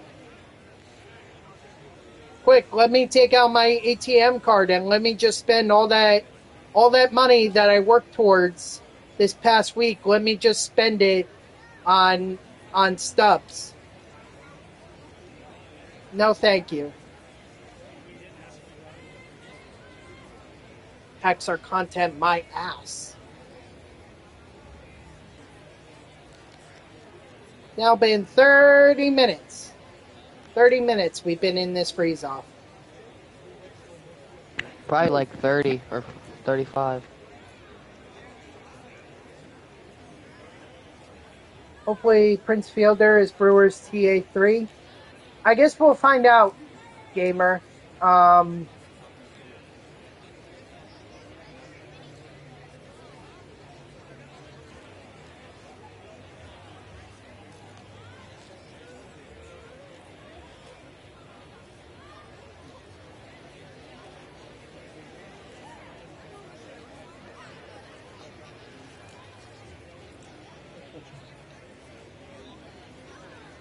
I mean, I'm still hoping for a Mike Piazza Mets card because right now all there is the Dodgers one from the Live Series collection. So I want to see a Mets one.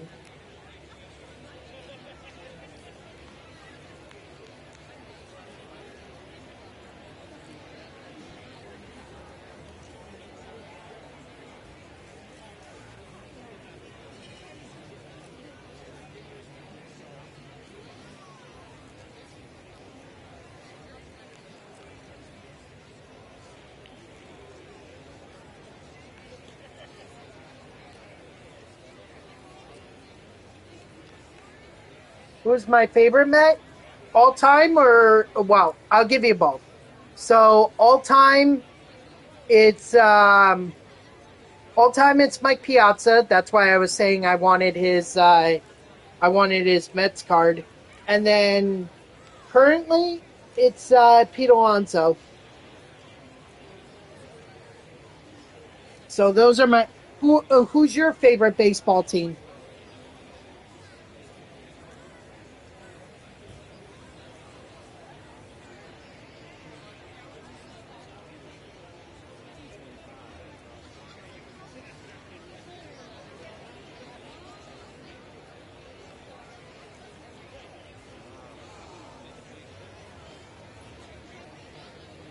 I'm not a Mets fan, but all time David Wright, currently Jeff McNeil. I will say Jeff McNeil is struggling right now. He may end up getting moved at the trade deadline. He's just not living up to that contract that the Mets gave him after he won the batting title. And I hate to see it because, like, obviously I appreciate guys that are homegrown, like McNeil, Alonso, Beatty. I enjoy those players, but, McNeil right now is struggling. Oh, you also like the Mets. Oh, okay, cool.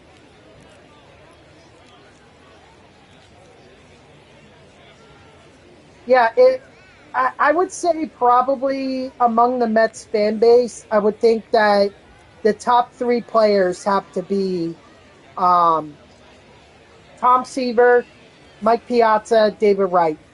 You like Francisco Lindor? Well, at least he's going to be with the Mets for the rest of his career, or for I mean, he may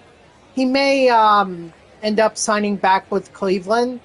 That's always a possibility, but he is going to spend quite a long time in New York, at least into his 30s. That's why I'm saying he's at least going to spend the rest of his career, because I think he's going to be like 37 by the time his contract is done with the Mets. And um 37 for a shortstop in my mind is someone who is going to unless they're Derek Jeter, you're really not going to beat Father Time as a shortstop. David Wright, Johan Santana, R.A. Dickey. Yeah, I mean, Johan Santana, obviously, he had his moment with the no-hitter, the first no-hitter in New York Mets history, 2012. I still watch the last half inning of that. It's really beautiful. When you think about it, that no-hitter was amazing, not only because it was the first, but think about that Cardinals team that the Mets had to no-hit in order to get it. That's fine. I mean, Delgado only spent like 4 seasons with the Mets, so I mean, I enjoyed his time as a Met, but I never considered him a Met. Like, to me, he's always going to be a Blue Jay. I don't think anyone's disputing that. Where it might be a little more, harder to say is like with Mike Piazza. I mean, yeah, a lot of people associate him with the New York Mets and everything, but honestly, he really had his best years in Los Angeles. Like, he was an all-star. He finished like top 5 in MVP while he was with the Dodgers. So, you can argue that, you know, you can argue that Mike Piazza is as much of a Dodger as he is a New York Met. Favorite Phillies: Roy Halladay, Cliff Lee, and Jimmy Rollins. I'll say I'll go with Ryan Howard, Jimmy Rollins, and Jim Thome. Those are my top three Phillies.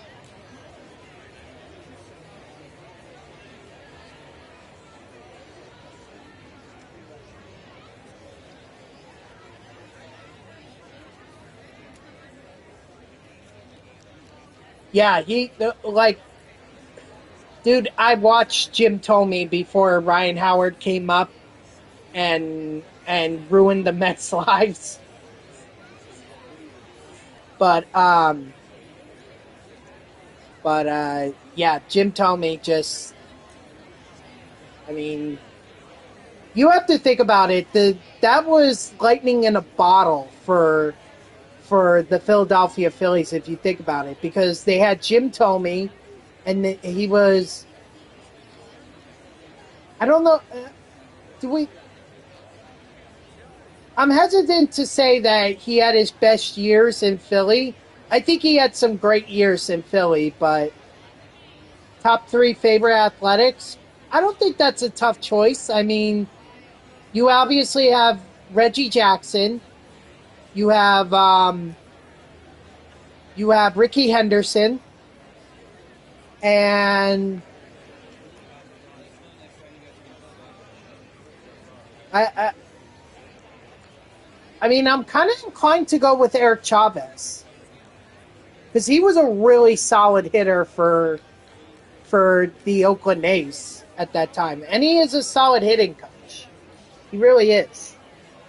So yeah, I think I'll go with those three: Reggie Jackson, Ricky Henderson, and Eric Chavez. Those are my top three athletics.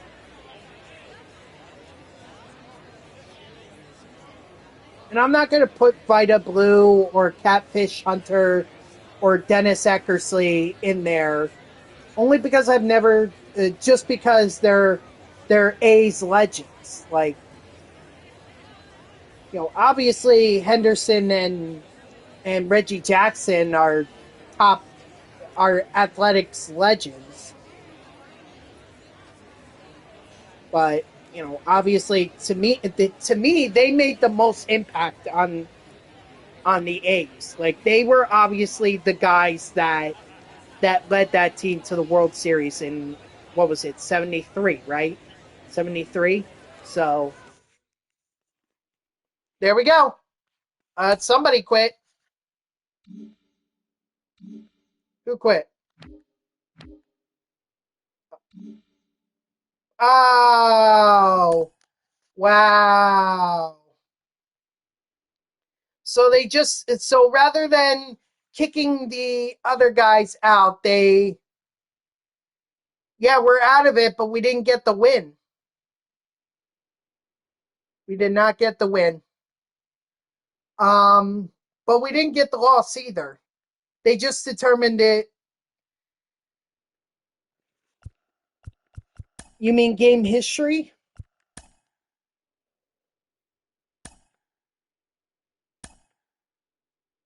Barry Zito, Coco Crisp, and Matt Olson. Yeah, those are some pretty good ones. Oh, okay. They said we won.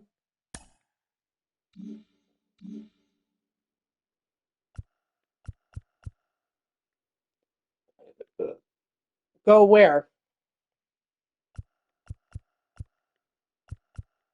I can't. I can't go back unless you want me to go to the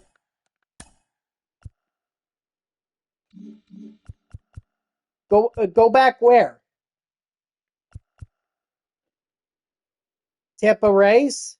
Um, it's definitely got to be Evan Longoria, Scott Kazmir, Scott Kazmir, and um,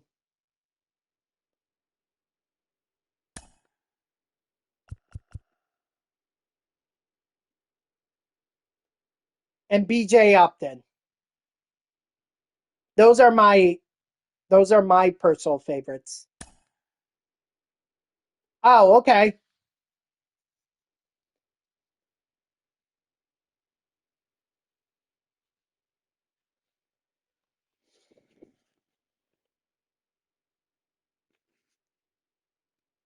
Unfortunately, I'm below the 490 average. Longoria, David Price, Ben Zobrist. Nice. Yep. Those are some good ones, too. I actually forgot about David Price, but yeah, I like Longoria, Casimir, and Upton.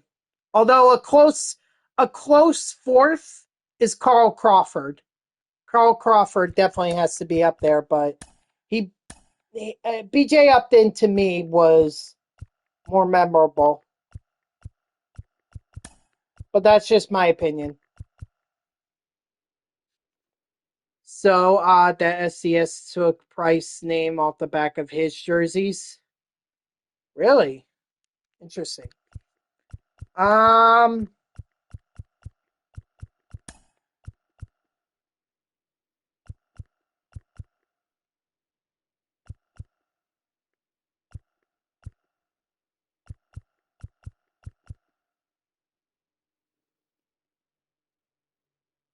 okay. So I think I have a Tops Now series pitcher. Yep. Yariel Rodriguez. That's who it is. So here's what I'm thinking. I mean, I don't have any Red Sox players outside of this reliever, so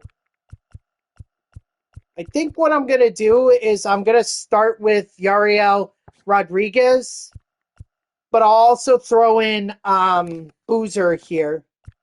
Or maybe I'll throw in Jansen or Brazier. One of those guys. Just to make sure that I get the XP with them. Alright.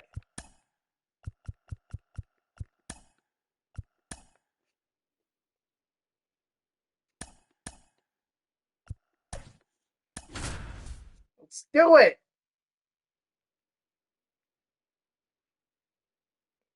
Oh, Euclid is also a Red Sox player. Or yeah, Euclid is, so I could get the XP that way.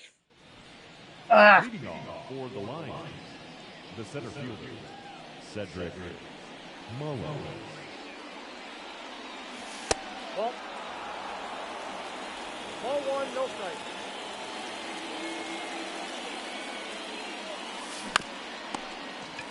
Nuts. Yeah, GG's, Grayson. Not the way I wanted it to end, but hey, a win is a win. Weird that they said to me that, or they didn't do that whole rating thing after we got back to the main menu. Very weird they didn't do that for me. That's why I kind of assumed it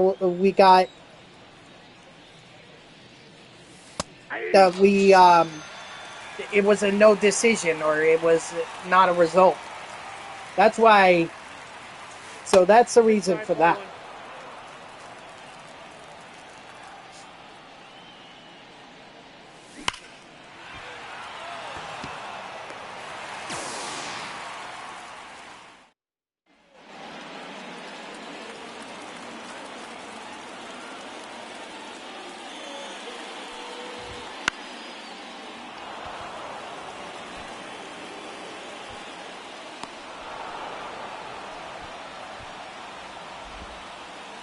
Batting second, the right fielder, Nolan Joe.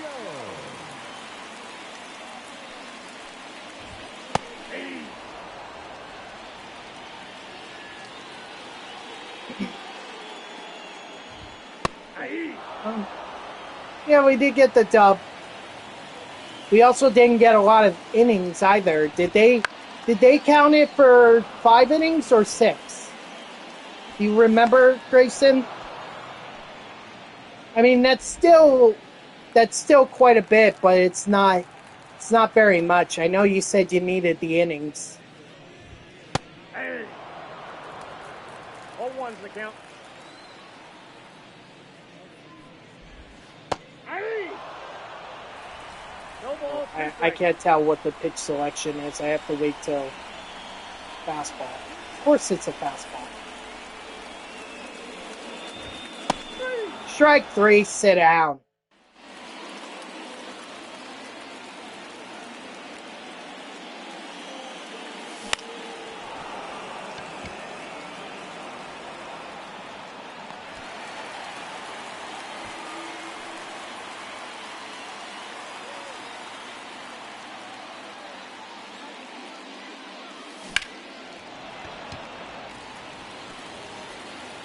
Batting fifth, the first baseman, Kevin Euclid.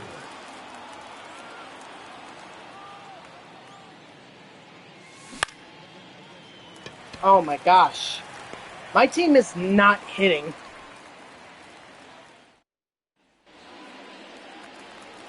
And I need to get hits. Like,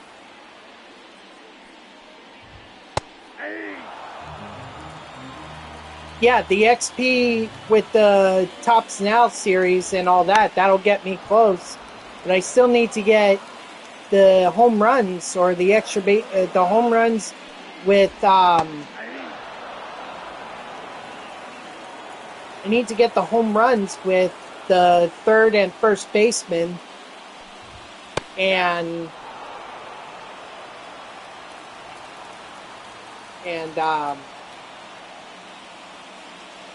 I gotta get the extra base hits with the catcher too, Alejandro Kirk, which probably a bad choice on my part to do that, but he was the highest rated catcher from the AL East other than Gary Sanchez. Gary Sanchez has no vision.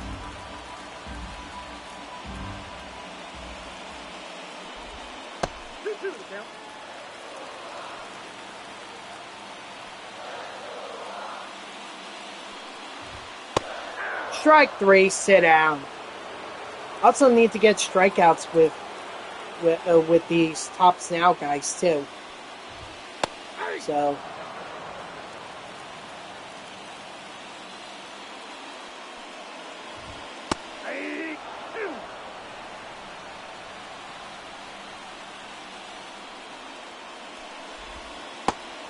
strike 3, sit down.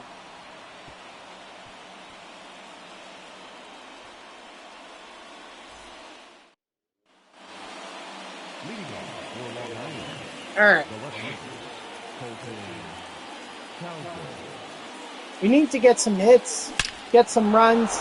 Thank you, Colton Cowser, for doing that.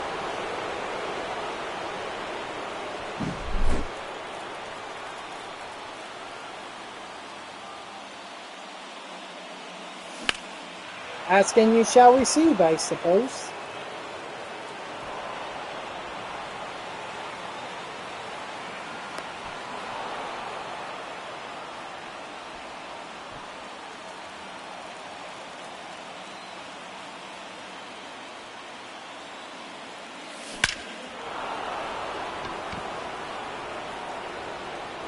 You're making World Series on co-op? Well, good luck.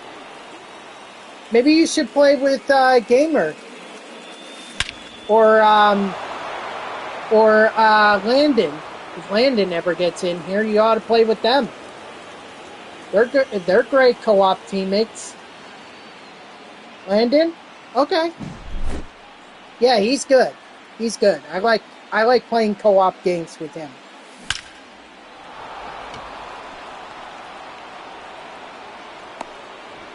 I wonder if Gamer is streaming tonight. I don't see him. I don't see him streaming right now. Well, he may not be in here anymore. I don't know. There's only 2 viewers in here, and I know one of them is my laptop. So I'm assuming if you're the other one, then Gamer's currently not in the chat.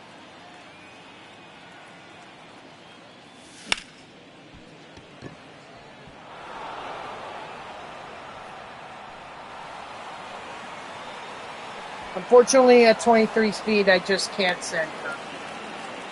Can't send them. The batter, the right fielder.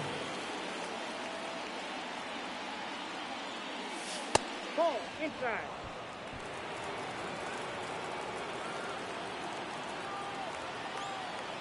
I think Juan Soto should get a season awards card.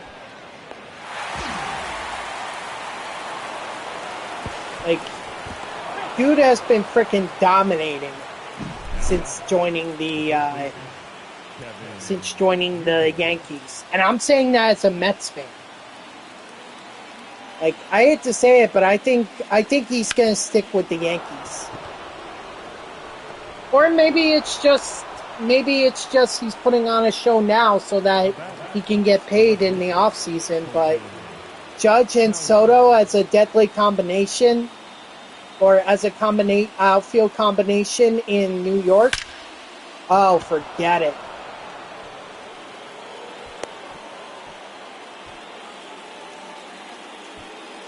Forget it. That's quite a bit of offense right there. I mean, I hate to say it, but I don't think he's. I don't think he's gonna come to. I don't think he's coming to the Mets. Now that second baseman, Alfonso Soriano.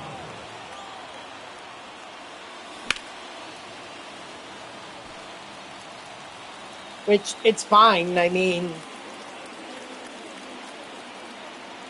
ultimately the player has to determine, like, what's the best situation for him. And right now, the way I see it, the best situation for him is with the Yankees. Again, I hate to say that as a Mets fan, but as a baseball fan, that's just my perspective.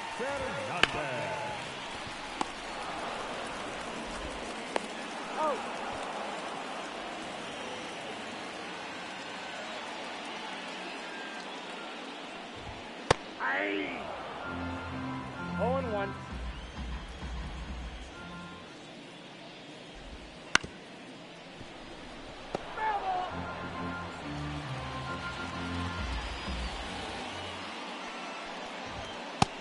Strike three, sit down.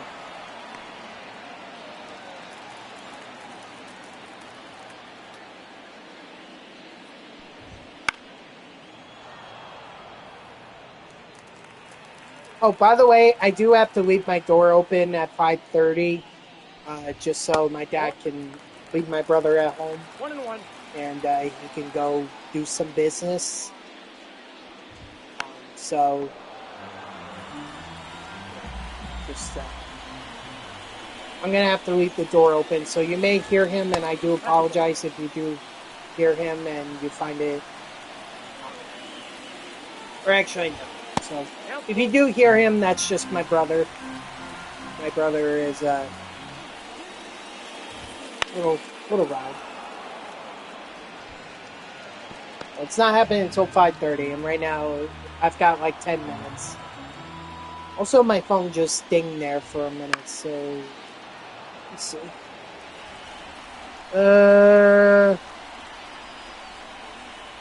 Oh, it's just MLB The Show saying, oh, we added the Jeter storylines. Like, thank you. I've known that for a couple days now. In fact, I knew it was coming for the past week.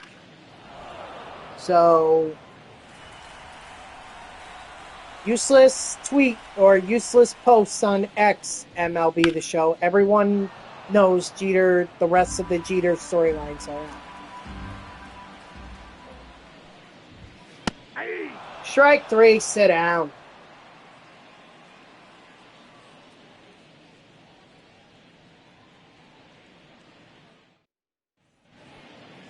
Leading off for the Lions, the center fielder, Yes, we know about CC. Mullins. Another CC Diamond is coming as well, so we may be getting a Indian/Guardians version fairly soon. Or maybe there'll be one of him with the Brewers. Don't know. Just said, just the post said that another CC Diamond is coming.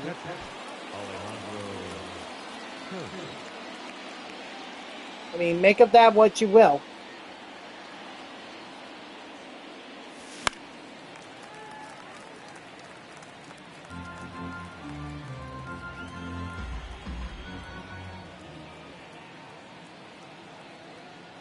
Oh yeah, that's the. Oh wow, I can't believe I didn't notice that in today's lineup against the Cardinals. Pete Alonso is actually sitting. Wow, I mean when you go 1 for 25, or 1-12 in the series against the Rays, and 1 for 25 in your last over the last couple of weeks, yeah, I think you should probably sit down.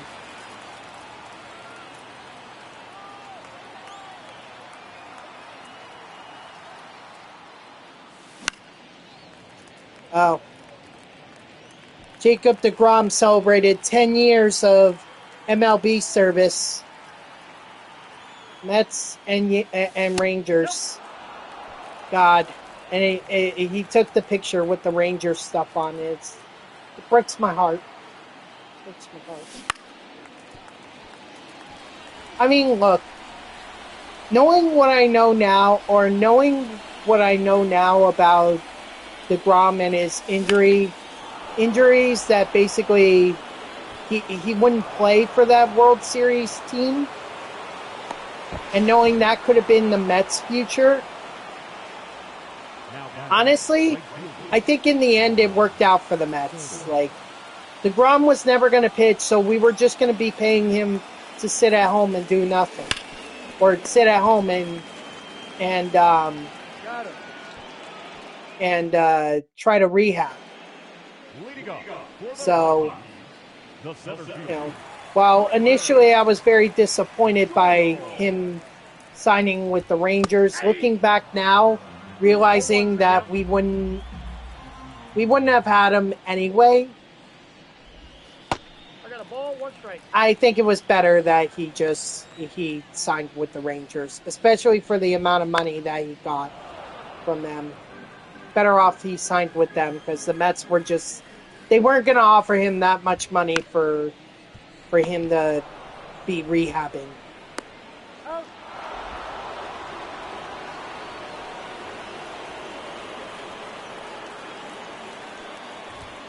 Ball in.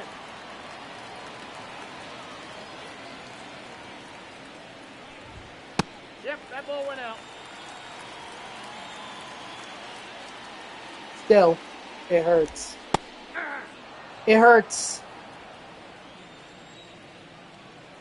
I think what we need to remember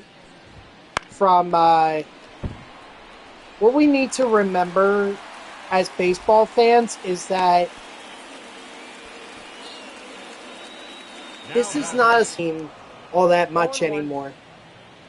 Like, I mean, you would certainly hope that's the case, but I mean, you think about it.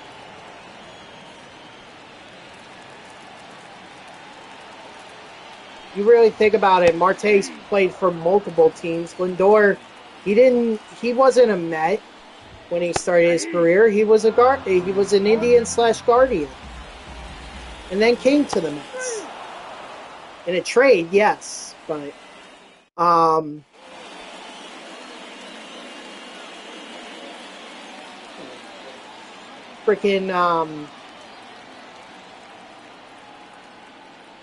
mean, I feel like Nimmo and McNeil may be lifetime Mets. Are they going to be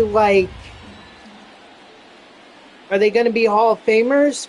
Probably not. You know, unfortunately, Nimmo is just not getting the accolades to support a Hall of Fame career.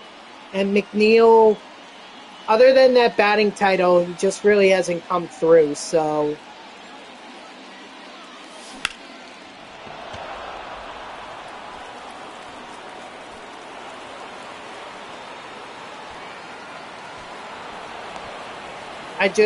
while I appreciate them signing to the Mets for long term, the reality is that not all players who stick with one team turn out to be the best options.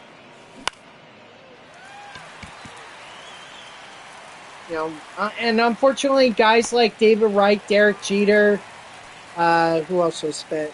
Ernie Banks, I guess. Ernie Banks was only a Cub.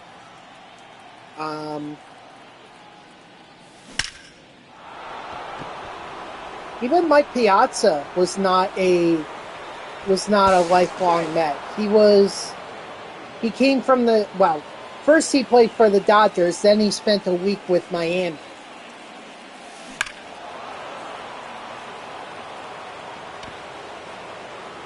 And then came to New York.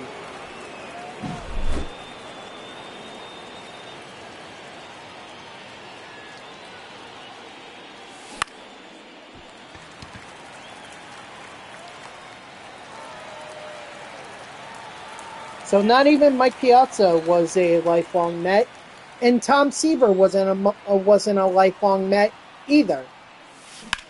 I mean, I think he got traded to the White Sox, or maybe it was the Reds. I'm not sure, but either way, he played for both teams and then came back to the Mets. No left fielder. So, I guess what I'm trying to say is that we need to stop this whole idea of people being, or baseball players being lifelong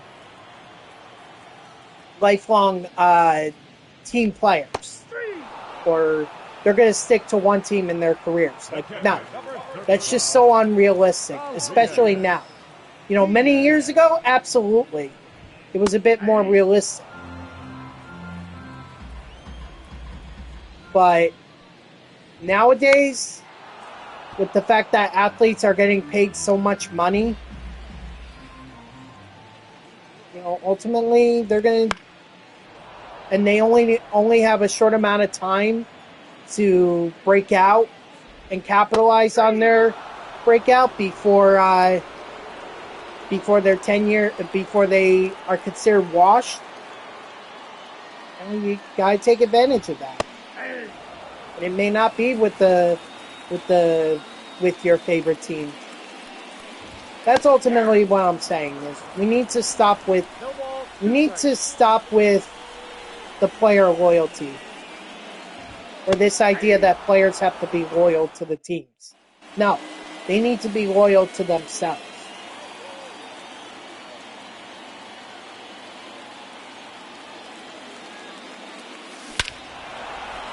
Attaboy Andujar.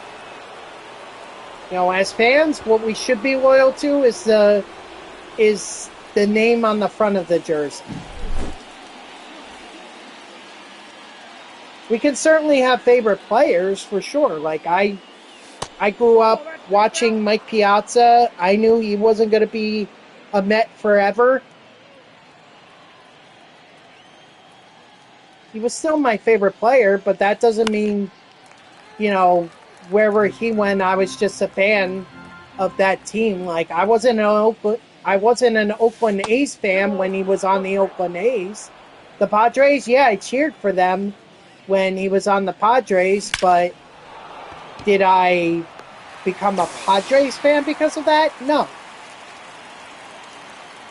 I'm a Mets fan through and through. Good times and bad.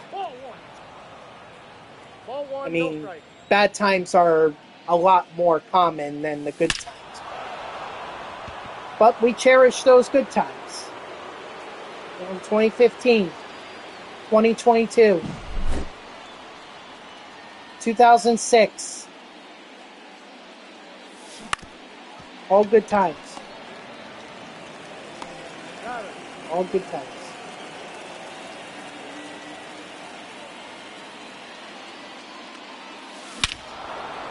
If you think about it, making the playoffs when I was growing up was so difficult. Like, only 4 teams from each league managed to make it. The 3 division winners and the 1 wild card. That was it. It was very difficult to make it to the playoffs back then. Now it's a heck of a lot easier because now you have the division leaders plus 3 wild cards. So now 6 teams from each conference or each league make it. So you're talking about 12 postseason teams as opposed to 8.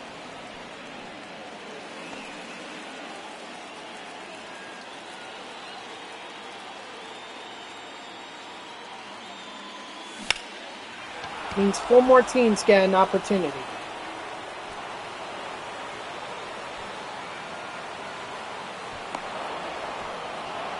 You never know what those teams are going to do with that opportunity. That's what I'm saying. We have to be loyal to the teams to the names on the front of the jersey, or the name that's on the front of the jersey, not the names on the back. Unless those guys sign a long-term deal like Lindor did.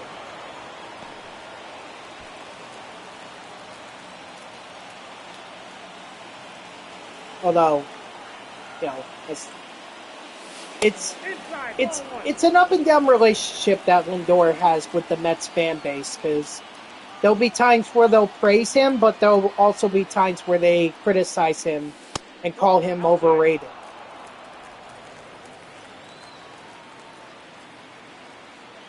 So it's kind of a hot and cold relationship that Lindor has with the Mets fan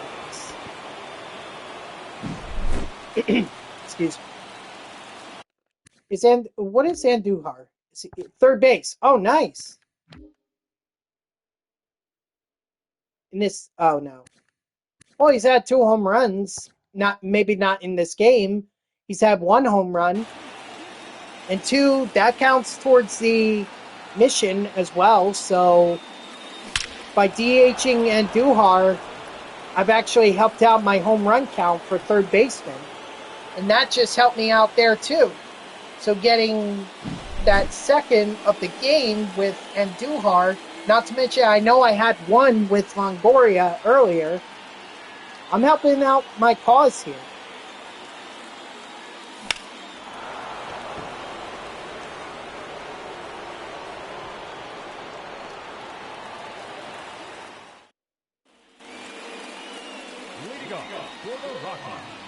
The second baseman, right there,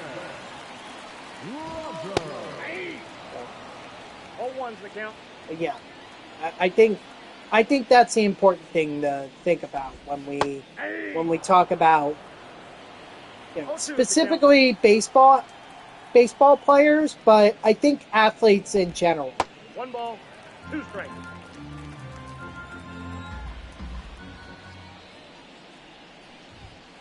Ball 2. 2 balls, 2 strikes. Like, Kobe Bryant was a rare. He was a rare. Well, no, actually, basketball is a little bit more common. I mean, Jordan spent. I guess I would count Jordan, even though he played for the Washington Wizards. I would still count Jordan as a lifelong Chicago Bull. Scottie Pippen is another one. I don't think Scottie played for any other team. Vlade Divac with the Los Angeles Lakers. I mean, the Lakers are pretty much the kings of this. But Larry Bird, Magic Johnson. I think Oscar Robertson. No, actually, maybe Oscar. I don't know. I'm trying to think of more modern players who spent their. Oh, Dwayne. Well, yeah, Dwayne Wade. He spent most of his career with Miami. He's a lifelong Miami Heat in my mind.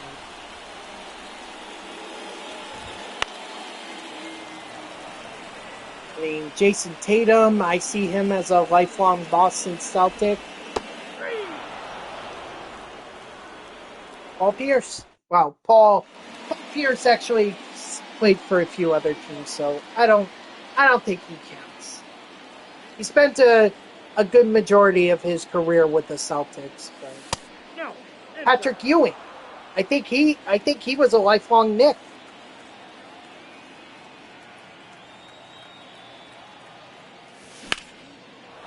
But okay. My point is getting lost. What I'm trying to say is that it's the name on the front of the jersey that matters most. That should matter most to sports fans, not the name that's on the back of it.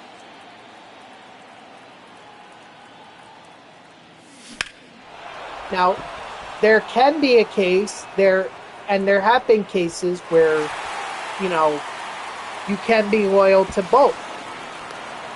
A player who spends his entire career or most of his career or her career with a single team.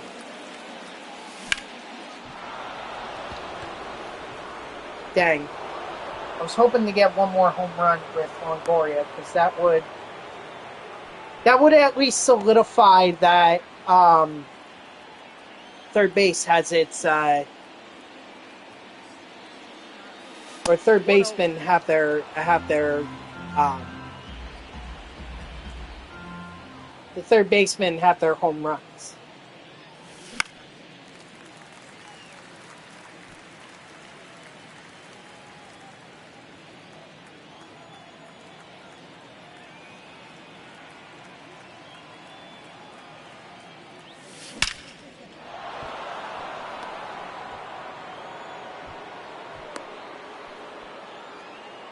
Now batting, the center fielder, Cedric Mullins.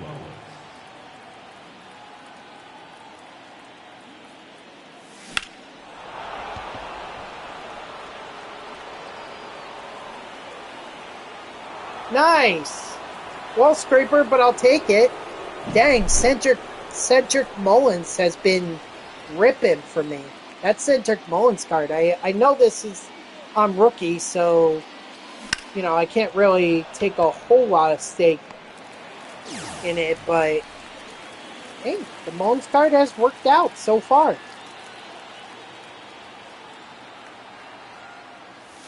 Ball one. Count 1-0. 2-0.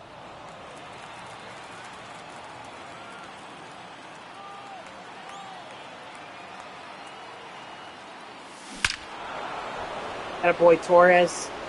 I feel like with Torres, it's, at least in this game, he's been, if I get contact on the bat, and if I'm going to get a hit, it's going to be out of here. But if I don't get a hit, then, that's what it is. But hey, Miguel Andujar with yet another home run. So now I feel a little bit more confident that I'm going to get the home runs with third baseman's mission done. Everything else that I'm doing here with Juan Soto and all that, that's just the XP for the teams.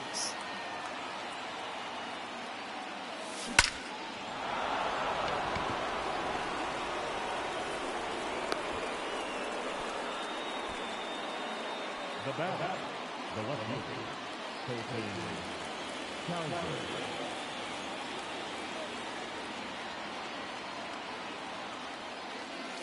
Ball left outside.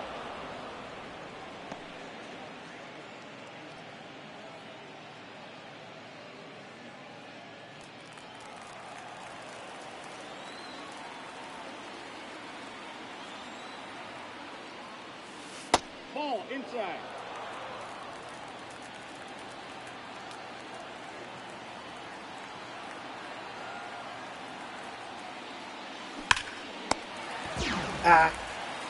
Oh well.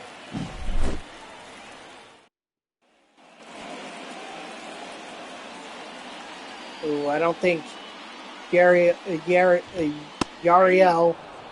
is going to be able to go much longer. I'm going to be honest.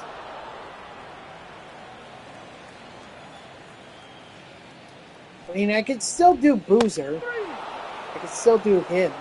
Strike 3, sit down. Fortunately, it's really not going to match up well against the Rockies lineup, but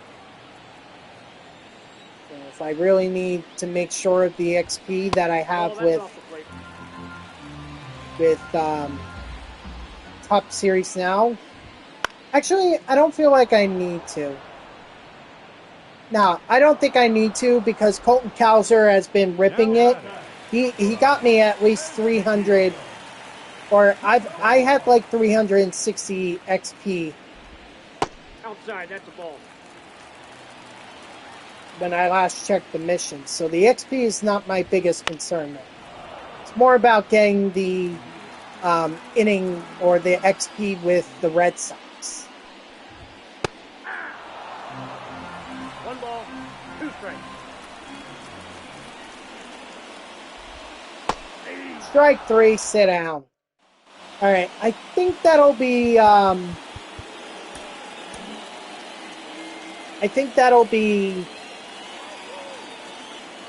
Rodriguez's last inning.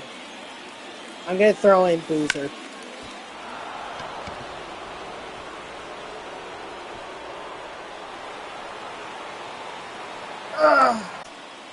Sorry about that. When I stretched out my right arm, I could feel it getting tight.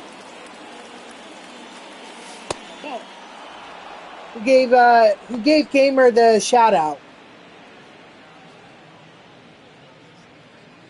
Was that you, Grayson?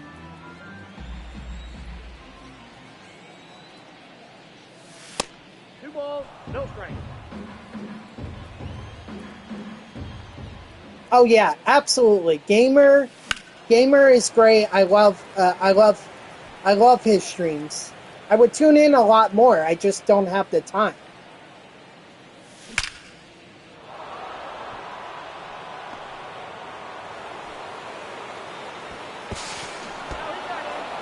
That was a big risk that I took there by going to second. But yeah, he missed. The ball was thrown home, and Soriano has like 93 speed, but that was a big risk, even by my calculations.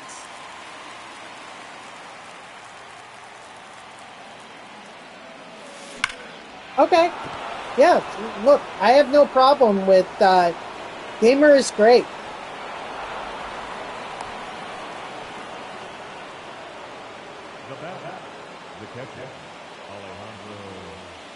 Like I said, I would be in his streams a lot more if I just had time.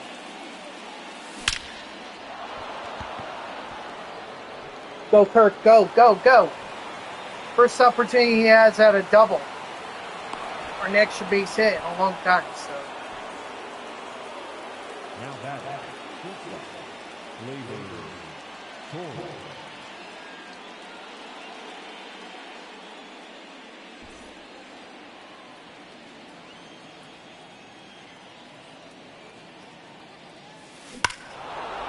Ooh, labor. Holy mackerel.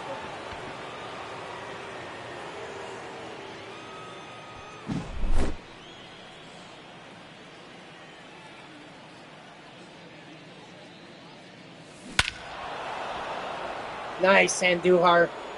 I mean, you don't have to hit any more home runs. I've gotten the home runs.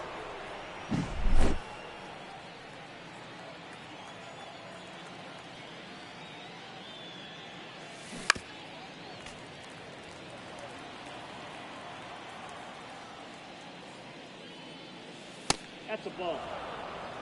1 ball, 1 strike.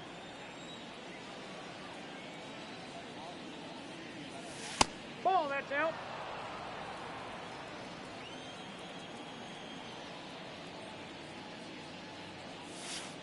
Nope, that's inside. There you go. Work that full count. Or work that 3-ball count. Aye. Fine.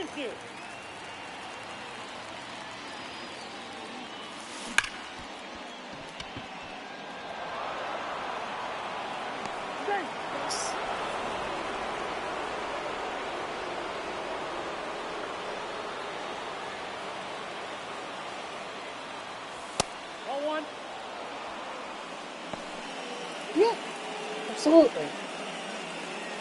Well, I mean, he's not live right now. Okay. No, it was pinned. Oh. I'm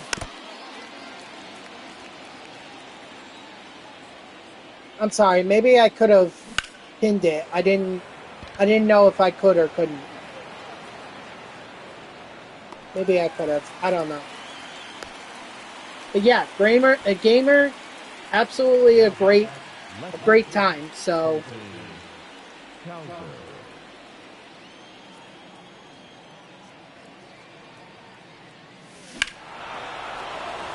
My boy Colton.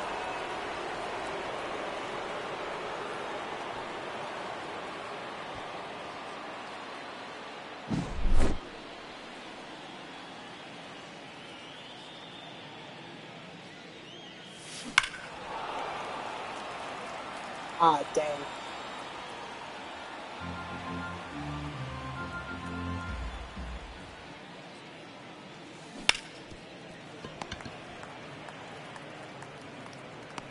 He's out. Now back, second baseman, Alfonso Soriano.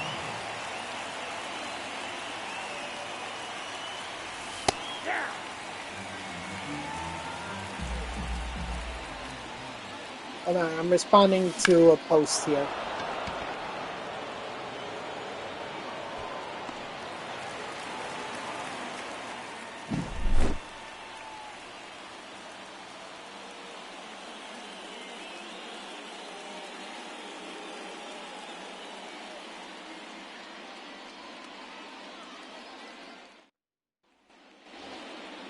Leading off for the Rockies, the left fielder, Charlie. Okay. Blackman. Sorry. Oh, wait. No. Bring in Boozer. Just get the XP with him, and then, although Euclid definitely has some XP, so maybe Boozer is a little unnecessary at this point, but, Boozer should at least make sure. Strike 3, sit down. 0-1.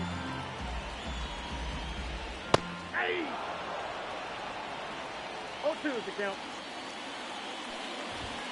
Ball.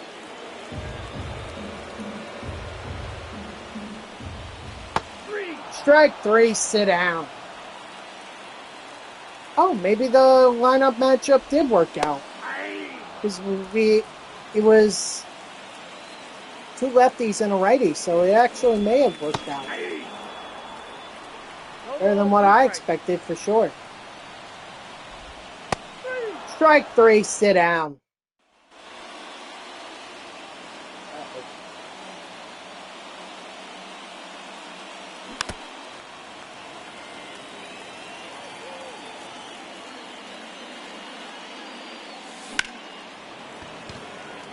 I mean, again, at this point, I should get Rizzo. I should get him, which will help because then I could just put him in. I could put him in at first, or I could even have him DH and leave Euclid in at first. That way I don't lose a Yankee player by DHing Rizzo.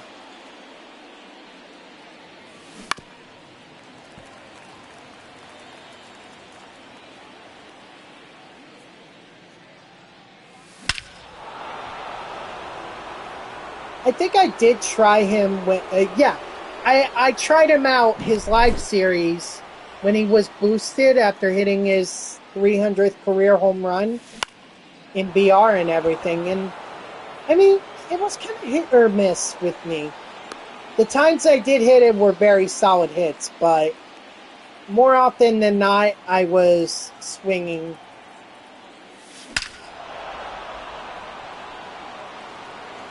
You mean about you're talking about World War II and the Holocaust and everything? If it makes you feel any better, Grayson, I really didn't learn about World War II until I got to, I would say, 5th grade.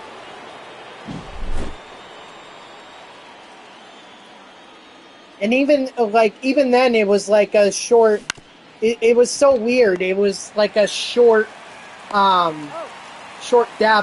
Like, oh, Japan bombs the U.S. No, I know, and we should be learning about it, the Holocaust and everything. We should be, but unfortunately, when it comes to U.S. history, the big focus is on the revolutionary. First, it's the colonies. Then you have the Revolutionary War, and then you have slavery, the Civil War, and those three subjects right there take up at least half the year. The colonies take up about a quarter, and so the rest of the quarter is left with. Off the plate, ball one.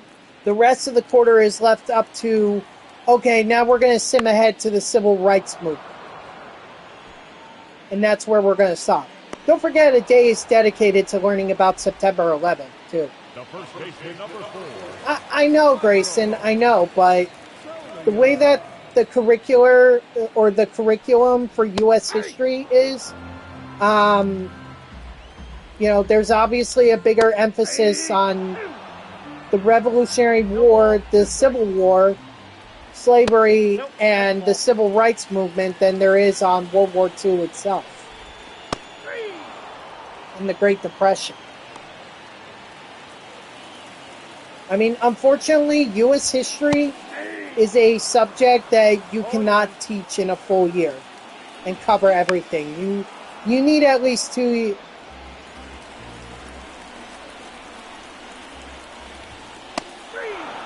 Well, if he were alive right now, we would not be, we'd be at war. I would not be streaming right now. I'd either already be dead or I'd be fighting right now.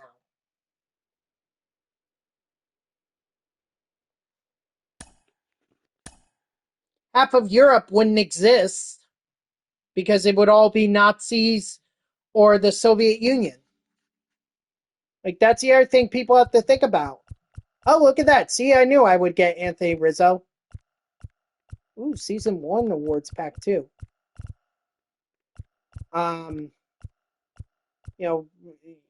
Europe, US, the USSR. Not to mention, we have to fight Japan. We have to fight Japan, too. I'm hopeful on the Millionaire pack, because the last one I opened up for the Millionaire one, I actually ended up getting a Chase pack. So I'm hopeful on that. That'd be awesome to get again.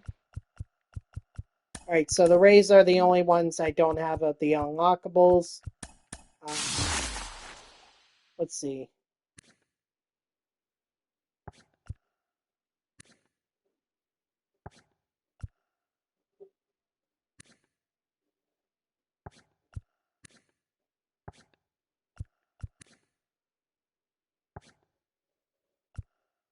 Let's do Kerstad so that we get him in the...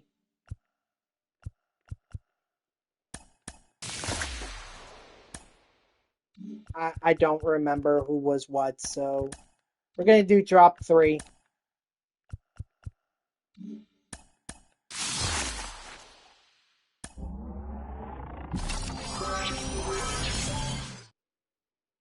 Hey, look at that. Jarn Duran. Hey, that's actually a pretty good pull right there. Jarn Duran. I could sell him.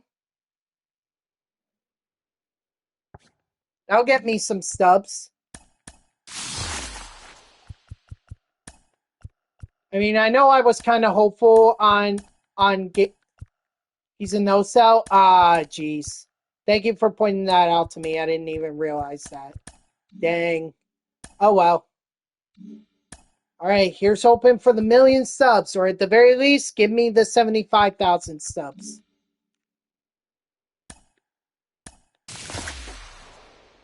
A show pack. Okay. Well. And we get nothing. All right.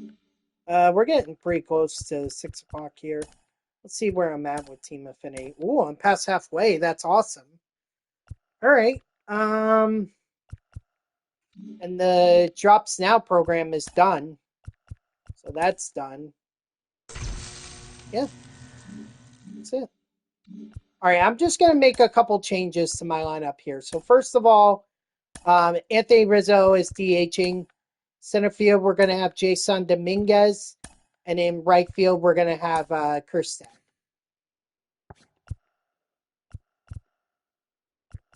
So, I mean, this really should be about trying to get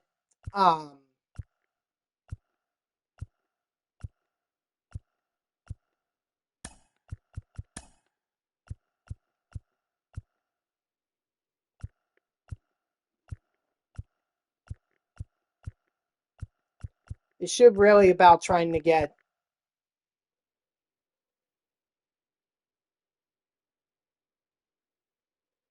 what is the north, south, east, and west part of the U.S. was at war right now to see who conquers the USA. That would be insane. Well, the way that I see this going is if there was to be another civil war in the U.S., I think you're going to see it between the blue states and the red states. So I think it's pretty much going to be, it would pretty much be like um, it would pretty much be like what the Civil War was, which was the North versus the South, or the Democrats. Now it's the Democrats versus Republicans again. I mean, politically, it was more the Unionists versus the Separationists. Um, but I think we're going to add on a lot of the states that are in the Midwest, the Dakotas, Idaho, Iowa, Kansas. They're all going to join. They're all going to join the Republican states. I see New Mexico as siding with the Democrats, or the northern states, whatever. Um, Nevada and Arizona, that's tough to say because I guess it really just depends. California, Washington, Oregon, they're going to join the New York, Massachusetts, and all that. Oh, I think we would be, but I don't think it would be down to north versus south versus east versus west. That's not what it's going to come down to. It's going to come down to likely the political alliances. So like California, New York, um, New Jersey, Massachusetts, I guess Maryland, versus like Florida, Texas, West Virginia, um, Tennessee, those kinds of the richest state. I mean, California is the biggest. Or no, actually no. I don't think. I think Alaska is actually the biggest in terms of landmass. In terms of population, um, California is definitely the biggest. So, but I mean, California, there's high prices there. Texas, that's another big one. That may be, they're definitely oil rich. They have oil there. So, um, you know what? I'm going to go with Texas. I think Texas is the richest state. But let's see. What is the richest state in the U.S.? Let's see.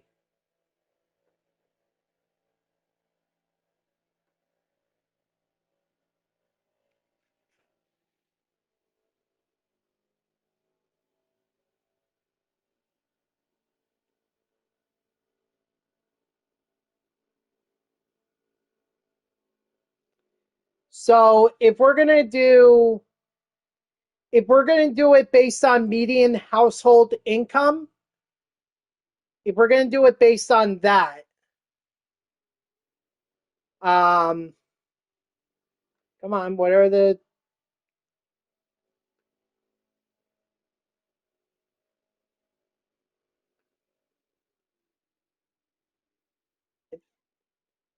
okay? So based on median household income,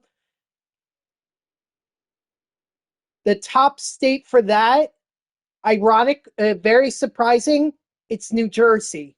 This might have been I mean, this is according to U.S. News, and this is based on data between 2017 and 2021.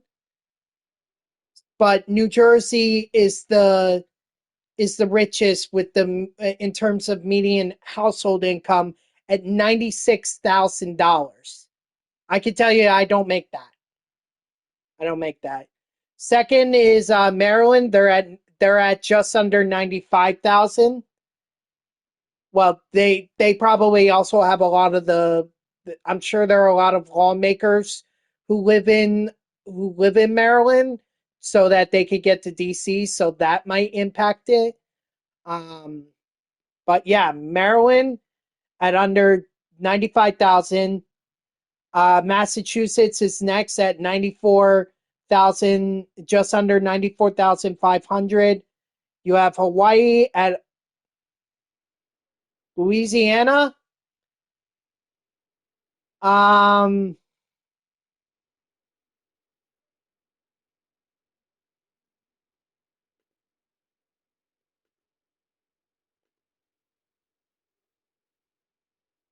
well, again, what's your measurement as to what do you consider rich? Like, do you like what I was saying there with the median household income?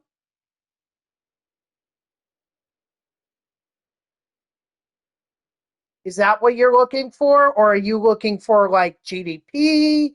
Are you looking for well, you got to be a little more specific because I there's a lot of categories that are under money.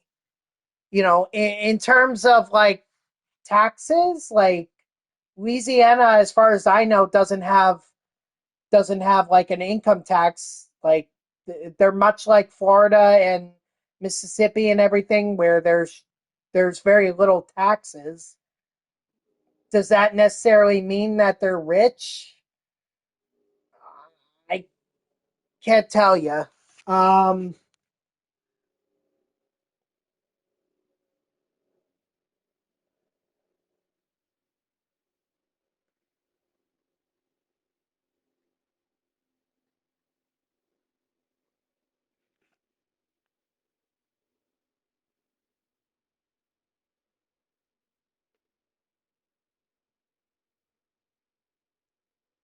so okay, so if we're doing it based on median income, this is according to U.S. News. So um, again, take this kind of with a grain of salt, but and these are all based on like a couple years ago. So I don't. It may not reflect what it is right now, but this is from like 2022 or data from 2021. So this article was probably published in 2022. Its GDP is 281 billion, which is pretty good. At least I would think that's certainly a lot. I think what helps is New Orleans, especially during Mardi Gras, that definitely helps. But the median income for Louisiana average, you're talking just under $35,000, which, I mean, that's a 60, you're talking about over a $60,000 gap from New Jersey to Louisiana.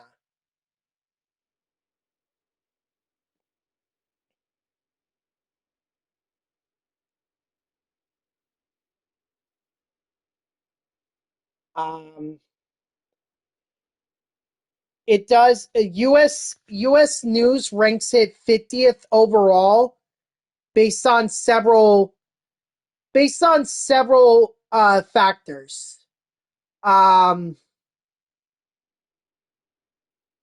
I'm sorry, when you have a state that's Louisiana is very rural, um, and not a lot of people live there.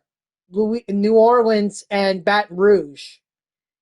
In terms of crime and corrections, it listed 50th, so dead last among U.S. states. Economy, again, 50th, so dead last. Education, 46th. Financial stability, 38th. Healthcare, 45. Infrastructure, 49. Natural environment, 49. And opportunity, 48th. So, I mean, that's just based on US News. Like, I don't want that to seem like that's the be all and end all. There are a lot of different rankings. Okay. That's why I say you got to be a little more specific because, you know, $281 billion in GDP might actually be good. I don't know what New Jersey or New York. Again, that was during the pandemic, so that's the other thing too. You gotta factor in the data does include the pandemic, so take it with a grain of salt. Really,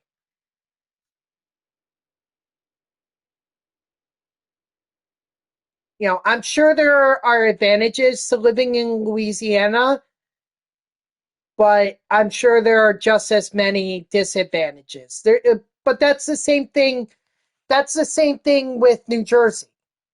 Advantages, well, we're close to New York City. If you live in North Jersey, if you live in South Jersey, you're close to Philadelphia. So we're in between two major cities in the US. So that helps out, especially since people want to work in those two cities, that they can pick homes here in New Jersey and be able to settle down. So, that obviously does a lot in terms of, you know, income, people who move here because they want the higher paying jobs. But I mean, do we have problems? Yeah. I mean, crime wise, we have I think we have like three of the most dangerous cities in our state. In terms of crime. Like, New Jersey is not the perfect place to live, okay?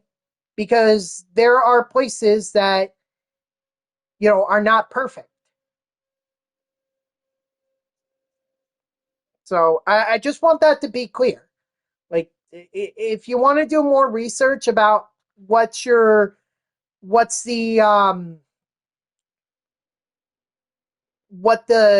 what is wealthy in or what makes Louisiana wealthy, I mean, by all means, go ahead and do some research. But just take that data that I shared with you with a grain of salt, because one, it was during the pandemic. Some of the data. Two, you're talking about years ago. Okay, it's probably different now. Is probably so different. But I mean, it just depends on what you think is wealthy. It's all depends. So I just that's all I can tell you. It's just whatever you deem to be wealthy, then I would look by those standards because I don't know what your standards for wealthy are. But you could definitely do that research and then let me know tomorrow what you came up with Louisiana. So, but guys, that's going to do it for me. So thank you to everyone who tuned in, even if it was only for a moment. I greatly appreciate it. If you haven't done so already, please be sure to follow me here on Twitch and or subscribe. Either one would make me a very happy person. I'm sorry, Dodger. Hello to you, but unfortunately, I'm calling it a stream. It's been over 3 hours, and I just spent literally the last 10 minutes talking about what makes the state wealthy. So unfortunately, I'm gonna call it a stream here. But I thank you for at least tuning in at the very end. Um, if you haven't done so already, please be sure to follow me here on Twitch and or subscribe. Either one would make me a very happy person. If you're watching this on YouTube, I thank you so much for tuning in. I hope that you like the video and subscribe to my channel. And if you want to know when I go live, you can follow me on X at TTV It's my gamer tag that's in the upper left there. So go give me a follow. I'll usually post whenever I go live. You can also turn on notifications here on Twitch. That way Twitch sends you an email every time I start up a stream. So overall, we got the program done. I think it took a little bit longer than I was expecting. I didn't think it would take the whole stream, but that's where we are. So at least the program is done, and we're making good progress on the team affinity. What I think I'm going to do from here on out, or what I'm going to do now, is I'm going to grind the conquest maps, and I'm going to try and get some XP, get the City Connect uniforms, like the New York Mets one. I'll probably do that tomorrow to get some XP with the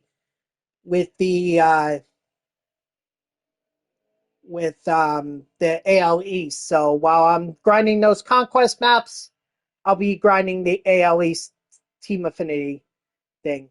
And Grayson, you have no reason to apologize. We got into a freeze off. It happens. It happens. I'm not bothered by it. We kept busy. I was the one thing that would really bother me was if I got into a freeze off and then all of a sudden no one was in here. Because then I'd be like, oh geez, what am I gonna do? I'm gonna talk to myself for like 10 minutes, 30 minutes. But you guys kept me talking. You kept conversating with me. And I can't believe I talked through 30 minutes of a freeze off. 30 minutes. You have nothing to apologize for, Grayson. We played our game, you redeemed it, and we got the win. That's all that matters. It's really on MLB The Show and San Diego Studios for keeping these freeze offs in here when they really shouldn't be. So that's on them, not on you. So I'm not worried about it. Ultimately, I'm glad that it actually took me an entire stream to finish out the season drops, because the last thing I wanted to do was do it, or what I really didn't want to do was finish the program early and then be forced to grind the conquest map for the jerseys. So in the end, that actually really helped me because it meant that I could continue to keep this stream specifically focused on the season awards drop 6 program.